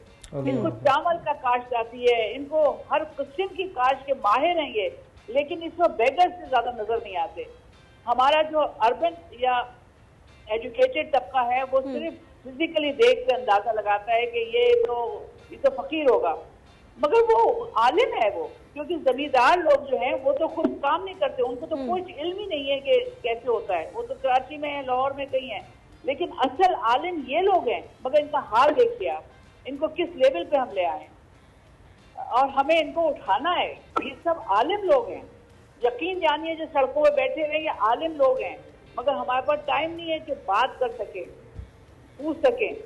इनके जमीनें जो हैं वो ये जानते हैं अपनी जमीनों को, ये जानते हैं खाना उगाना, भेड़ बकरियां, तमाम किस्म के लाइवली जिंदगी को चलाने के जो मंसूबे हैं वो ये जानते हैं। सही बात है मैम। ये आलिम है, इनको आलिम का स्टेटस हम नहीं देते। बिल्कुल बिल्कुल, ये मांगने वाले नहीं हैं। यकीनी तौर पर मैं सबसे अपील करती हूँ, ये जो बैठे हुए सड़कों के दोनों तरफ, ये मांगने वाले लोग नहीं हैं, ये हुनरमंद लोग हैं, ये रिस्क हलाल खाते हैं, ये धूप में अपने हाथ पैर से अपने जिस्म से मेहनत करके कमाते हैं। सही बात किसी का हक नहीं मारते हैं ये मैं हारियों की बात कर रही हूँ जो एक्चुअली काम करते हैं जमीन पे। मैं लैंड ओनर वालों की बात नहीं कर रही हूँ। ठीक ठीक ठीक। जिस तरीके से मैम काम कर रही हैं हार्ड एरिया में, उसी तरीके से एक और साहब हैं इकबाल अहमद खान साहब, तौंसा शरीफ में वो काम कर रहे हैं और उनकी एक्टिविटीज़ भी बेशुमार हैं। उनको भी इक्वली डिस्ट्रीब्यूशन के हिसाब से 42,20,000 रुपये कैंप फाउंडेशन की तरफ से दिए गए हैं। उनसे रब्ता इस वक्त नहीं हो पा रहा, वरना ज़रूर आपकी बात करवाते और तौंसा वाली साइड जनूबी पंजाब उस तरफ की भी सूरत हाल से आपको हम लोग जो है वो आगाह करते हैं। हसन भाई, एक चीज़ जो मेरे जहन में आ रही है, सिविल इंतज़ामिया की हम बात कर रहे हैं, स्ट्रक्चर पूरा डिस्कस कर रहे हैं, मैम ने भी जिक्र किया बलूचिस्तान का, डिफरेंट ग्राउंड रियलिटीज़ हम लोगों ने जानी। इंसाफ के निज़ाम में जब टेस्ला टावर कराची का गिर सकता है जहाँ पर रिहायशी रह रहे हैं, तो सवात की बेल्ट पे बने हुए होटल्स की इजाज़त देना और फिर उनकी इंक्रोचमेंट ना होना, ये भी तो एक सबसे बड़ा फेलियर है हमारा।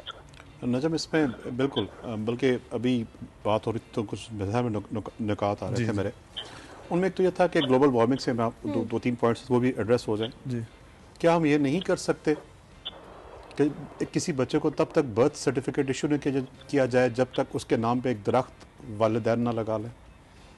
जब उसको मैट्रिक का सनद दी जाए तो उसके साथ मशरूत कर दिया जाए कि उसके नाम के साथ 10 पौधे लगे हुए होंगे हर साल। जब उसको ग्रेड अप किया जाए, जब बच्चा यूनिवर्सिटी में जाए तो 16 साल का एजुकेशन है, उसके क्रेडिट पे 16 ट्रीज 16 दरख्त होने चाहिए। कितनी बड़ी इन्वेस्टमेंट है, 10 रुपए की, 5 रुपए की, क्या ये नहीं होना चाहिए? 22 करोड़ आवाम है। अच्छा, जब आप किसी को घर का एनओसी दे रहे हैं टाउन प्लानिंग वाले, तो कह रहे घर बना रहे हैं 1 करोड़ 20 लाख का, 1 करोड़ की जमीन है, 1 करोड़ 20 कंस्ट्रक्शन कॉस्ट है, 20 दरख्त लगा के साथ ले लें, एनओसी के अंदर हम 5% छूट दे देंगे आपको। जितनी भी टाउन प्लानिंग हाउस, मतलब कुछ है कंस्ट्रक्शन ग्रीन एरिया की बात अच्छी आती है, लेकिन जब आप इंडिविजुअल्स को होता है कि जितनी भी जो ड्राइव्स हैं, ये जो शजरकारी की मुहिम आ गई, महकमा जो बरसात की या अभी मौसम बहार की, उसमें मुल्क की आबादी का सिर्फ 2 से 1% हिस्सा एंगेज होता है, बाकी सारे तमाशा देख रहे होते हैं। आप ये स्टेप्स किसने लेने हैं? तो एक तो इसका, दूसरा हमारे पाकिस्तान के मसाइल का बहुत बड़ा हल है टाउन प्लानिंग।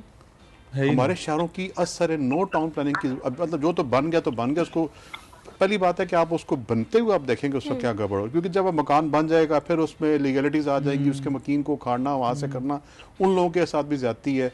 अभी आपने कराची की बात की, जब वो बन रहा था तो क्या उस वक्त हम तमाशा देख रहे थे? जिन लोगों की इन्वेस्टमेंट्स वहाँ पे लग चुकी है उनको हम तोड़ रहे हैं, तो उसका मतलब है कि एक तो पूरे पाकिस्तान में, फिर एक हदीस है कि छोटे शहर बसाएं। हमने इतने बड़े बड़े शहर बना लिए, इस्लामाबाद की हालत अब देखें किधर किधर जाएगी, तो उनको एक सिरे से दूसरे शहर जाना ही हमारे लिए वो नामुमकिन है। तो अगर खुदा ना खास्ता डिजास्टर्स हो जाते हैं तो उसके लिए एक एरिया से दूसरे एरिया तक पहुंचना ही इटसेल्फ टाइम कंज्यूमिंग है। कौन से हमने 1950 के बाद छोटे बड़े शहर खुद प्लानिंग के तहत आबाद किए? उसका नतीजा निकला कि पूरे शहर के पाकिस्तान के 4 बड़े शहर हैं, उसमें पूरे देहात की आबादी, इस्लामाबाद, लाहौर, कराची, मुल्तान, जहाँ पे आसपास की आबादी घूम फिर के वहाँ पे लैंड करती है। और अभी हमने देखा ना, इमरान खान ने 2 शहर बनाने की कोशिश की, उसमें इतने मसले हैं। जी जी, मतलब वही बात है कि हमने कभी इसको इस एंगल से सोचा नहीं। तो एक तो हमें टाउन प्लानिंग असर नो, मतलब जहाँ हो चुकी है उसको कर दें, नए शहर बसाएं, छोटे छोटे टाउन, 3-3 लाख 4-4 लाख की आबादी के। फिर आप ज़री ज़मीन को प्रोटेक्ट करें। कल आपने सिर्फ सीमेंट सरिया नहीं बनाना, आपने खाना भी खाना है, गंदम खानी है आपने, तो उसकी प्लांटेशन के लिए या उसके लिए आपने क्या प्लानिंग की हुई? तो ये 2-3 एलिमेंट मौजूद हैं। इसी में टाउन प्लानिंग के अंदर ही आपके सवाल का जवाब मौजूद है, एनक्रोचमेंट का। जब आप देखते हैं कराची में वो लोकल फंडिंग होती है, उसका हल ये, उसका पता लगता है कि एनक्रोचमेंट हुई है, नालों के बस से वो उन्होंने बंद किए हैं और रास्ते, वो किसी भी जगह हर इलाके के ऊपर। ऐसा नहीं है कि दुनिया भर में दरियाओं के किनारे होटल्स रेस्टोरेंट्स नहीं होते, हैं, सर, उनके लेकिन safety उनके measure- उनके पॉइंट्स बकायदा डिटेक्ट किए जाते हैं, उनके सर्वेज होते हैं, और जहाँ पे एक दफ़ा नहीं है, जहाँ पे ज़्यादा कुछ हाई पॉइंट्स लो पॉइंट्स हैं, वो सर्वे के माहिरीन मुझसे बहुत ज़्यादा बेहतर बता सकते हैं, लेकिन खूबसूरत स्पॉट्स क्रिएट किए जाते हैं दरियाओं के किनारे, झीलों के किनारे, लेकिन वो सारी लोकल उसकी जो टोपोग्राफी है उसको ध्यान में रख के, पानी का बहाव ध्यान में रख के, उसकी गुज़िश्ता फ्लड की हिस्ट्री देखते हुए उसको इजाज़त दी जाती है। तो उसके बावजूद अगर हो रही तो हमारी कोताही है, इसमें कहीं ना कहीं हम लोग इसमें शामिल हैं। अगेन मुझे भी थोड़ा सा डेगअप करके पता लगा कि इस फ्लड में कुछ वाटर मैनेजमेंट की भी जो पाकिस्तान के बड़े दरिया हैं, सिंध से झेलम चनाब में पानी की तकसीम के ऊपर उसका बहुत बड़ा इस पर सवाल के निशान उठने चाहिए कि वहाँ से पानी, सिंध का पानी इस तरफ डाइवर्ट नहीं किया गया। ठीक है, ये भी कुछ बहुत से लोग सवाल उठा रहे हैं, जो ख़ास तौर पे असर वाले हैं कि जो इंडस का जो पूरा सिस्टम है हमारा इरिगेशन का, एक हमारी राब्ता नहरें हैं, हम उनको इस्तेमाल कर सकते थे, हमने बर वक्त उनको इस्तेमाल ना किया। हर जगह सवाल ये निशान है। हम लोग अपनी जो ड्यूटी जो एक कौमी जो हम जिस बात के पैसे ले रहे हैं वो काम करने को हम तैयार नहीं है बहसियत। सर मैं जी आप बहुत मैं इंटरवीन कर रहे हैं, आई एम सॉरी जी सर, सिंध के इरिगेशन डिपार्टमेंट का पूरा रिव्यू होना चाहिए। इतने लोग हैं इनके काम करते हैं, लाखों लोग हैं इनके एम्प्लॉइज हैं, और सिंध की नहरें साफ नहीं हुई है कभी भी। बिल्कुल, इनके दोनों दरिया किनारे प्लान्स हैं दरख्त लगाने के, वो क्या करते हैं? इतने लाखों एम्प्लॉइज है इसके अंदर, हाईएस्ट एम्प्लॉयड एजुकेशन के बाद ये सबसे ज्यादा एम्प्लॉयमेंट इस डिपार्टमेंट में। What do they do? Ma'am ये तो यहाँ पर मैं एक और चीज़ शेयर करना चाहूँगा, साहब का मैं नाम मेंशन नहीं करूँगा, पिछले दिनों एक सेनेटर साहब से गुफ्तगू हुई हमारी चैनल के अंदर ही। जी। हसन भाई को बेहतर पता है कि उन्होंने एक चीज़ जो हाईलाइट की वो ये कि सिंध से जो जा रहा मतलब कि बाकी अंदरून सिंध से जो कराची तक जा रही हैं आबी गुजरगाहें, वो सारी की सारी आबी गुजरगाहें ब्लॉक हैं। सिर्फ एक या दो रास्ते खुले हैं जहाँ से पानी इवैक्यूएट हो सकते हैं, उसके अलावा वो सब के सब रास्ते बंद हैं। सेकंड चीज़, जब उनसे आगे से ये सवाल कर दिया गया कि सर ये आबी गुजरगाहें खुलना किसका काम था, ये किसकी जिम्मेदारी थी? ये मेरा काम था, तो ये सबका काम है। तो उन्होंने आगे से बोला कि ये आप छोड़े, मेरा काम था, मेरी जिम्मेदारी थी, ठीक है, आप बाद में मुझे सूली पे लटका दीजिएगा, ठीक है, लेकिन अभी जो सूरत हाल चल रही है इसको हमें हैंडल करने दें। तो ये तो हमें रवैये जो है वो फेस करने पड़ते हैं आगे से। मेरे ख्याल में वाकई सूली पे लटकाने वाला रूल बनना चाहिए। दोस्त पीपल जिनकी गफलत से लाखों लोग मर गए, हजारों बच्चे बेयतीम हो गए। सूली पे जी कौन किसको लटकाएगा sir? Who will bell the cat? हाँ, कौन किसको लटकाएगा, सही बात है। एक्सक्यूज मी, अभी आपने ये बात की ना सिंध या बलोचिस्तान और वो एरिया को छोड़े, खुद इस्लामाबाद में देखें, पिछले साल E11 के एरिया में सैलाब आया था। जी। आपको याद होगा, हमारी टीमें भी गई, बाद में हमने एनालाइज करने की कोशिश की कि ये ऐसा क्यों हुआ है। तो हमें मालूम हुआ कि पीछे से एक नाला कोई 200 फुट चौड़ाई का आता है, आगे उसको बॉटल नेक क्या 15 फुट का भी नहीं रहता। और फिर ये था कि उस वक्त ईद कुर्बान गुजरी थी, लोगों ने बहुत सारे अलाइशे उधर फेंकी, तो उसकी वजह से उसकी कैपेसिटी कम हो गई। और फिर आगे जाके उसने एक और नाले के साथ मिलना होता था, और वहाँ जो वेलोसिटी थी और ज़्यादा थी, और यहाँ पे ओवरफ्लो होके हो गया।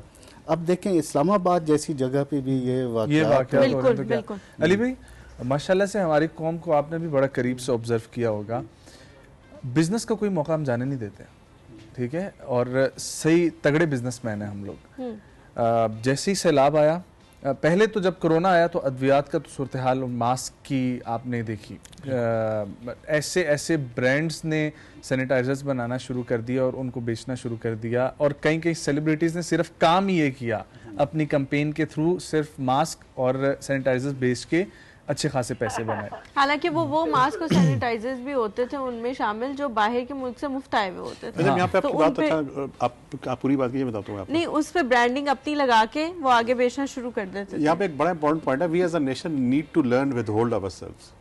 अपने आप को पूरी कौम रोकना सीखे। अंडे मैगी हो गए 3 दिन छोड़ दे खाना, चीनी मैगी हो गई 5 दिन छोड़ दे खाना, ठीक है, तो देखिएगा कैसे, मतलब at least this is something we could do as a nation. हम लोग रिएक्टिव लोग हैं, हमें स्कूल्स में प्रोएक्टिविटी नहीं सिखाई गई कि आपने जब नेशनल लेवल का इस्तेसाल हो तो आपने उसको नेशनल लेवल पे रिस्पॉन्स कैसे करना है। तो सर लेकिन जिसको भी हम कन्विंस करने की कोशिश करते हैं ना, वो हर बंदा ये कहता है कि मैं एक कर लूंगा लेकिन बाकी नहीं करेंगे, तो मेरे आप तो करें, आप तो करें एटलीस्ट। तो जी मैम, एक जी अगर आपकी इजाजत हो, एक आई डोंट नो मैं इसको किस तरह से बयान करूं, लेकिन ये एक इल्मी वाकया है जिसने हमारी पूरी जो विमेन के लिए जो सेलिब्रेशन के जो किट थे उसका पूरी ड्राइव को इधर से उधर कर दिया। हमें किसी ने कहा भेज दिए औरतों के लिए कि सैनिटरी पैड्स आप डिस्ट्रीब्यूट करें। हम भी जाहिर है कराची के रहने वाले, हमने भी ले गए, हमने भी डिस्ट्रीब्यूट करने शुरू कर दिए। यकीन जानिए इन औरतों ने हमारे मुंह पे क्या कहूं कि बस बड़ी खूबसूरती के साथ तमाशा मारा, गांव की औरतों ने। क्यों? और उन्होंने कहा बाजी ये क्या है, ये हम इसको डिस्पोज कहाँ करेंगे, हर तरफ नजर आएंगे, कितनी बदतमीजी बेशर्मी की बात होगी, कचरे में पड़े हुए होंगे, हम तो ये नहीं करते।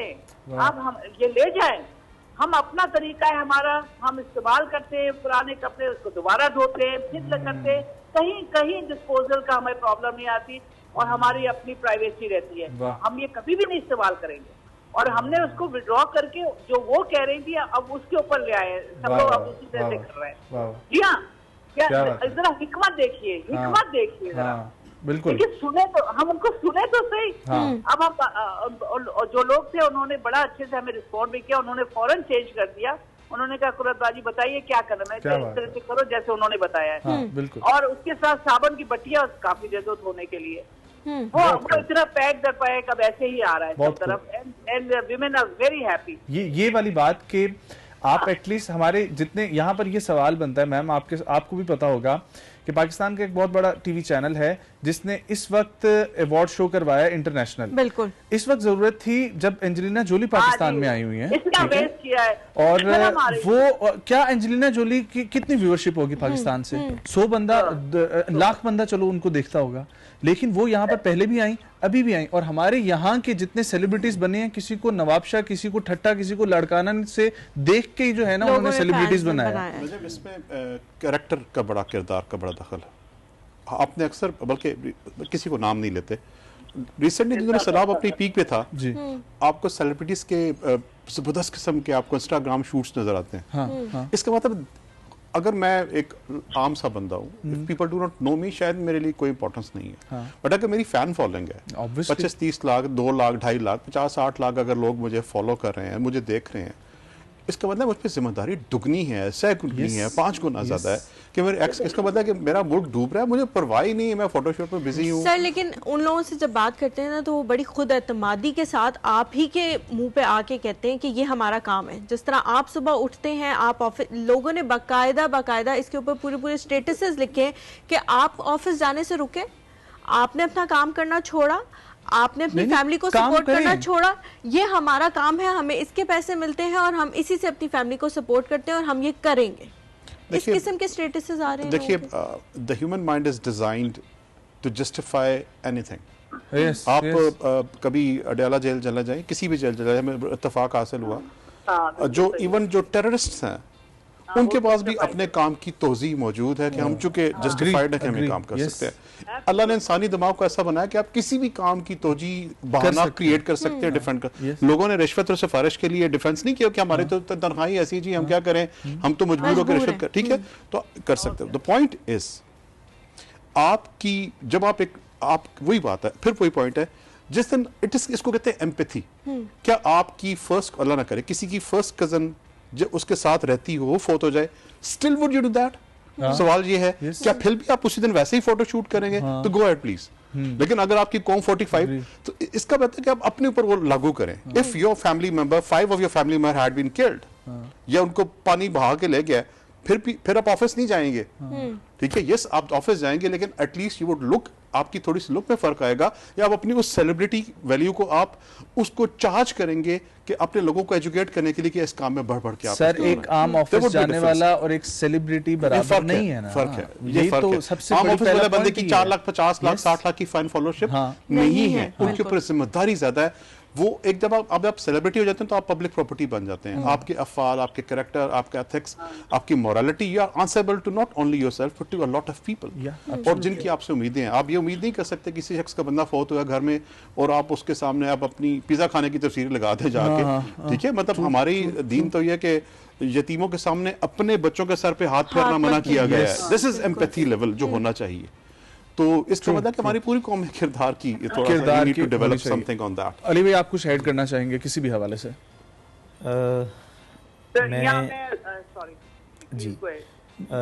मतलब मैं यहाँ ये समझता हूँ कि हमारे तालीमी इदारों को छोटी उम्र से बच्चों के अंदर एहसास पैदा करने की ज़रूरत है। छोटी उम्र से इस हवाले से फ़ाल किरदार अदा करने की ज़रूरत है। अगर हम एक कौम हैं तो इंशाअल्लाह ताला ये जितने मसाइल हैं, देखिए ये तालीमी इदारे हैं जो गवर्नमेंट लेवल पे अफराद तैयार कर रहे हैं। ये तालीमी इदारे हैं जो हर शोबे के लिए अफराद तैयार कर रहे हैं। अगर इनके तालीमी निसाब में ऐसी चीज़ें शामिल की जाएँ जो कैरेक्टर बिल्डिंग के हवाले से हों, जो बच्चों की किरदार साजी के हवाले से हों, तो इंशाअल्लाह आसमानी आफात हैं। हम कितने ही उसके रीज़न्स बता दें, कितने ही हम वो चीज़ें कर दें, लेकिन बसा औक़ात बदामलियों की वजह से, कुरान जिस तरह कह रहा है, हदीस जिस तरह कह रही है, हमारा दीन जिस तरह कह रहा है, तो आफात तो आनी हैं। और इंसानियत के अमाल ख़राब होते हैं तो उसके नताइज देखने को मिलते हैं आसमानी आफात की सूरत में। लेकिन ये है कि उसके बाद फिर फौरी तौर पर एक ऐसी चीज़ नज़र आए कि हाँ भाई एक कौम है, हम एक कौम है, और उसके अंदर ये फ़र्क नहीं होना चाहिए। ये जो भी बात आई सेलिब्रिटीज़ की, ये फ़र्क नहीं होना चाहिए। यानी ग्राउंड पर उतरकर हर एक को काम करना है। इसमें हमारे सबसे बेहतरीन जो रोल मॉडल हैं वो हमारे प्यारे नबी सल्लल्लाहु अलैहि वसल्लम। जहाँ पर आजमाइश का मौका आया तो लीडर होकर, रोल मॉडल होकर वो सबसे आगे दिखाई दिए, सबसे आगे दिखाई दिए। हत्ता कि ग़ज़वा खंदक के मौके पर जब खंदकें खोदी जा रही थी तो सहाबा भूख प्यास की शिद्दत से बेताब थे और हर सहाबी ने अपने पेट पर पत्थर बांधा हुआ था, या अक्सरों ने बांधा हुआ था। तो एक सहाबी अपनी हालत को लेकर प्यारे नबी सल्लल्लाहु अलैहि वसल्लम के पास आते हैं और भूख प्यास की शिद्दत जिक्र करते हैं। तो प्यारे नबी सल्लल्लाहु अलैहि वसल्लम अपने पेट मुबारक से कपड़ा उठाते हैं तो वहाँ 2 पत्थर बंधे होते हैं। तो जिम्मेदारी हर एतबार से उन लोगों की ज़्यादा है, और मैं कहता हूँ कि एक अवामी सतह पर आकर काम करने की ज़रूरत है। तो ये मेरा एक छोटा सा अवामी सतह पे आते हैं ना, आप लोग नहीं सुनते वज़ीर आला सिंध अपनी पूरी काबीना के साथ फलाने इलाके में मौजूद हैं, वज़ीर आला फलानी जगह पे मौजूद है। मैम, आप कुछ ऐड करना चाह रही थी? जी, मैं ये बिल्कुल उन्होंने सही कहा। मैं कैरेक्टर बिल्डिंग वाली बात करी थी कि हमारी एजुकेशन जो है ना उसको हमें देखना पड़ेगा सर। हमारी एजुकेशन में बहुत फ्लॉज हैं। द वे वी टीच, हमारे टीचर्स को एम्पैथीज होगी, हमारे स्कूल के अंदर होगी, हमारे पेरेंटिंग में होगी, तभी तो ये सलाहियत होगा। हमने एजुकेशन को सिर्फ सोच लिया स्कूल के अंदर। What about parenting? School parenting आता ही नहीं है, पेरेंटिंग एजुकेशन है ही नहीं। स्कूल जो है वो सिर्फ अपने 4 दीवारी और अपने 9 से 11-12 बजे तक के बाद उसका कोई ताल्लुक ही नहीं है उसका। एजुकेशन को और स्कूल को साथ मिला दिया गया है। School is just a means, वो एजुकेशन तो नहीं है। एजुकेशन तो starts as in a society as a whole. इसके अंदर पेरेंटिंग का रोल बहुत ज्यादा है। अच्छा मैम, यहाँ पे मीडिया के रोल के बारे में भी बात करने की जरूरत है, क्योंकि हम हर किसी के बारे में बात कर रहे हैं जी। उसकी तरफ भी थोड़ा सा आए कि कितनी अवेयरनेस क्रिएट करने की जरूरत है। नजम ने शुरू में भी कहा कि जब बलोचिस्तान 25 दिन डूबता रहा और हमने इसके बारे में बात नहीं की, और उसके बाद जब दीगर इलाके डूबने शुरू हुए तब मीडिया को भी होश आई, तो उनके रोल के बारे में बात करें। और उस वक्त मुझे इतना अफसोस हो रहा था कि वो इमरान खान के सब तरफ जलसे हो रहे थे, सारे लोग जलसों में थे, इतना मोबिलाइज था मुल्क, मगर बलोचिस्तान की तरफ किसी का ध्यान ही नहीं था, किसी ने बात ही नहीं कोई कर रहा था।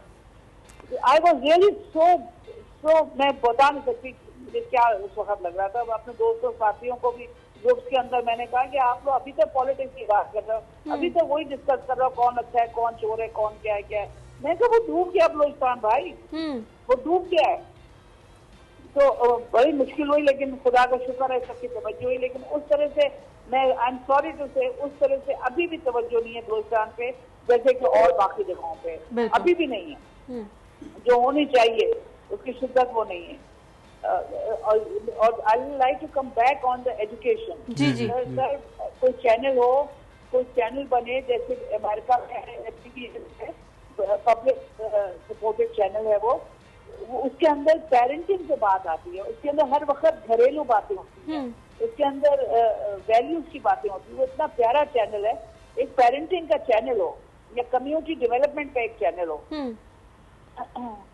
कोई ऐसा टीवी चैनल हो जो सिर्फ कम्युनिटी डेवलपमेंट की बातें करे, बहुत बड़ी बड़ी बातें नहीं करे, पॉलिसीज की इसकी उसकी तो होती रहती हैं, आवाम की बातें करें, छोटी छोटी वाली बातें करें और पेरेंटिंग को लाएं। पेरेंट्स को पता ही नहीं है कि अपने बच्चों को कैसे देखना है। मैं आपको यकीन जानिए कि मैं देखती हूँ कि बच्चा जब कंप्यूटर में बैठा हुआ कुछ कर रहा होता है, माँ बाप समझते हैं कि बड़ा पढ़ रहा है, कंप्यूटर मशीन के आगे बैठा हुआ है, अब उसके अंदर वो कर क्या रहा है कुछ पता ही नहीं उसको। बिल्कुल सही बात है, दुरुस्त कह रही हैं मैम आप बिल्कुल। मैं खुदारा पेरेंटिंग के ऊपर आए। एक औरत और मर्द को हमारे यहाँ धक्का दे के कमरे में डाल दिया जाता है निकाह के नाम पे, उसके बाद से बच्चे पैदा होने लगते हैं, बस हो गए पैदा, दरख्त की तरह बड़े हो गए। They have no idea how to raise children. ठीक हो गया। And we think the school is going to do it, we think the education department is going to do it. No way, no way. They have nothing to do with character building. उन सबको अपनी तनख्वाहें चाहिए, school की बिल्डिंगें चाहिए, ठेके चाहिए, किताबों का वो चाहिए जो मिलता है क्या हर साल जो बनता है। That's all. Thank you so much ma'am, thank you so much ma'am आपके वक्त के लिए। और प्रोग्राम को हम जो है वो क्लोजिंग की तरफ लेकर बढ़ रहे हैं। आपकी एफर्ट्स के लिए बहुत शुक्रिया, जिस तरीके से अल्लाह आपकी मज़ीद मदद करे। और मैं ये अपील करूँगा उन तमाम लोगों से कि बलूचिस्तान के अंदर हार्ड हिट एरियाज़ में मौजूद हैं, बहुत सारी ऑर्गेनाइजेशंस वहाँ पर मौजूद हैं, और वहीं पर एक organisation institute for development studies and practices IDSP Qurratulain ma'am वहाँ पर मौजूद हैं। आपने उनकी बात भी सुनी कि क्या क्या मुश्किलात हैं, बढ़ चढ़ कर उनकी मदद करें। बहुत शुक्रिया। सर आखिर में आप क्या कहना चाहेंगे? बस मैं मुख्तसरन 3 नुकात रखूँगा, एक दो फिक्रों के साथ। आमतौर पे बात होती है तालीम और तरबियत। जी, तालीम तो हो रही है, लेकिन क्या तरबियत हो रही है स्कूलों में या घरों में हो रही है? हालत ये है कि घरों में भी वालिदैन को जो रोल अदा करना चाहिए वो नहीं कर रहे। बच्चों की तरबियत इंटरनेट कर रहा है। अच्छा, स्कूलों में भी तालीम तो दी जा रही है, लेकिन उस तरह तरबियत नहीं हो रही जिस तरह हम स्कूलों में थे और हमारी तरबियत होती थी। एक तो ये बड़ा अहम पॉइंट है, इस पर तवज्जो देने की ज़रूरत है और इसी पे हमारे मुस्तकबिल का इन्हिसार भी है। दूसरे नंबर पे मैं ये कहूँगा कि रहमतुल आलमीन हज़रत मोहम्मद सल्लल्लाहु अलैहि वसल्लम की उम्मत होने के हवाले से अल्लाह ताला का ये फ़ज़ल है कि हम पे उस तरह का अजाब नहीं नाज़िल होता कि पूरी पूरी कौमें मिट जाएं मामूली बातों पे, लेकिन ये सैलाब, ज़लज़ले और ये वार्निंग के तौर पे भी आते हैं। तो हमें अपने रब से भी रुजू करना चाहिए और हमें देखना चाहिए कि हमारी बदअमालियों, और मैं उसका क्या ज़िक्र करूं कि जहां एक इस्लामी मुल्क में ट्रांसजेंडर कानून के तहत और इस तरह बहुत सारी ऐसी चीज़ें जो आ रही हों जो दीन के ख़िलाफ़ हों, तो इस पे जी तो मैं अर्ज़ कर रहा हूँ कि एक तो हमें इनफरादी तौर पे भी और बासियत को भी जायज़ा लेना चाहिए कि हमसे इस हवाले से क्या गलतियाँ हो रही हैं और अपने रब से माफ़ी मांगे, और वही इस मौके पे ख़ुसूसन जो सैलाब है हम पे करम फरमाए, रहम फरमाए और अल्लाह के लिए महफूज रखे। और तीसरा और आखिरी जो नुक्ता है कि देखिए बात यह है कि हमारे मुल्क में बहुत सारे लोग हैं जो साहिब निसाब हैं और वो ज़कात अदा करते हैं, और अमूमन ये होता है कि जी रमज़ान में करें ज़्यादा सवाब मिले, लेकिन मैं समझता हूँ कि इस वक्त जो ज़रूरत है अगर वो रमज़ान का इंतज़ार करने के बजाय अब कर दें तो इस वक्त अल्लाह के बंदों को ज़्यादा ज़रूरत है, और मुझे ये गुमान है कि अल्लाह ताला उन्हें रमज़ान जैसा या उससे बढ़ के सवाब देगा। सर लास्ट मिनट से हमारे पास क्या कहना चाहेंगे? हमें अपने वी नीड सोशल साइंटिस्ट्स, हमें अपने मुआशरती रवैये को ज़ीरो से बिल्ड करने की ज़रूरत है। हम कब तक मामलात को लोगों, देखिए हज़ारों लोग मर गए और हम कह रहे हैं कि जी ओके ठीक है, तो फिलहाल जो कुछ हुआ बाकी बात है ठीक है ओके, बट लेकिन हमें इसका मतलब कि हमें अकाउंटेबिलिटी का सिस्टम बनाना है, हमें इम्प्लीमेंटेशन का, ये हमें इस बात को जो भी हम सोच रहे हैं तो तीनों लेवल की गलतियाँ हैं। स्ट्रेटजिक हिकमत अमली बनानी है, हमें उसको ऑपरेटिव लेवल पे चेक करना है, उसके बाद फाइनली जब हम देखेंगे इसके लिए जो जिम्मेदाराना अफराद हैं, जब तक हम उनको अकाउंटेबल नहीं करेंगे, उनको सज़ा और जज़ा का सिस्टम नहीं लेकर आएंगे, तब तक ना ये सैलाब का सिलसिला ख़त्म होगा, तब तक ना ये जाने रुकेंगी, ये सिलसिला यूँ ही जाता चला जाएगा। तब तक हम लोग बेवकूफ़ कौम ही टैग लगाए बैठे रहेंगे। बहुत शुक्रिया हसन भाई, बहुत शुक्रिया सर, बहुत शुक्रिया अली भाई, बहुत शुक्रिया आप तमाम हजरात का ट्रांसमिशन में भी हमारे साथ हिस्सा बनने के लिए और आज के प्रोग्राम में भी हिस्सा बनने के लिए। सिर्फ यही मैसेज है कि पैसों की मदद ना हो सके तो दवाइयों की मदद करें, वो ना हो सके तो कपड़ों की मदद करें, लेकिन किसी तरीके से अपना हिस्सा ज़रूर डालें। इस वक्त आपकी कौम को आपकी ज़रूरत है। तमाम ओवरसीज़ पाकिस्तानियों का शुक्रिया जिस तरीके से वो मदद कर रहे हैं। अल्हम्दुलिल्लाह ये हम भी हो सकते हैं के नाम से कैम्प फाउंडेशन फैसल टाउन और टीवी नेटवर्क की तरफ से ट्रांसमिशन करवाई गई, जिसमें 2 करोड़ की फ़ंड्स इकट्ठे हुए जो 5 ऑर्गेनाइजेशंस में तकसीम हुए, जिसमें IDSP, JDC, अल खिदमत, बैतुस्सलाम और इकबाल अहमद साहब थे। आप तमाम हजरात का बहुत बहुत शुक्रिया। मुलाकात होगी आप लोगों से कल। एक और सुबह की पूरी टीम को दीजिए इजाज़त। अल्लाह ने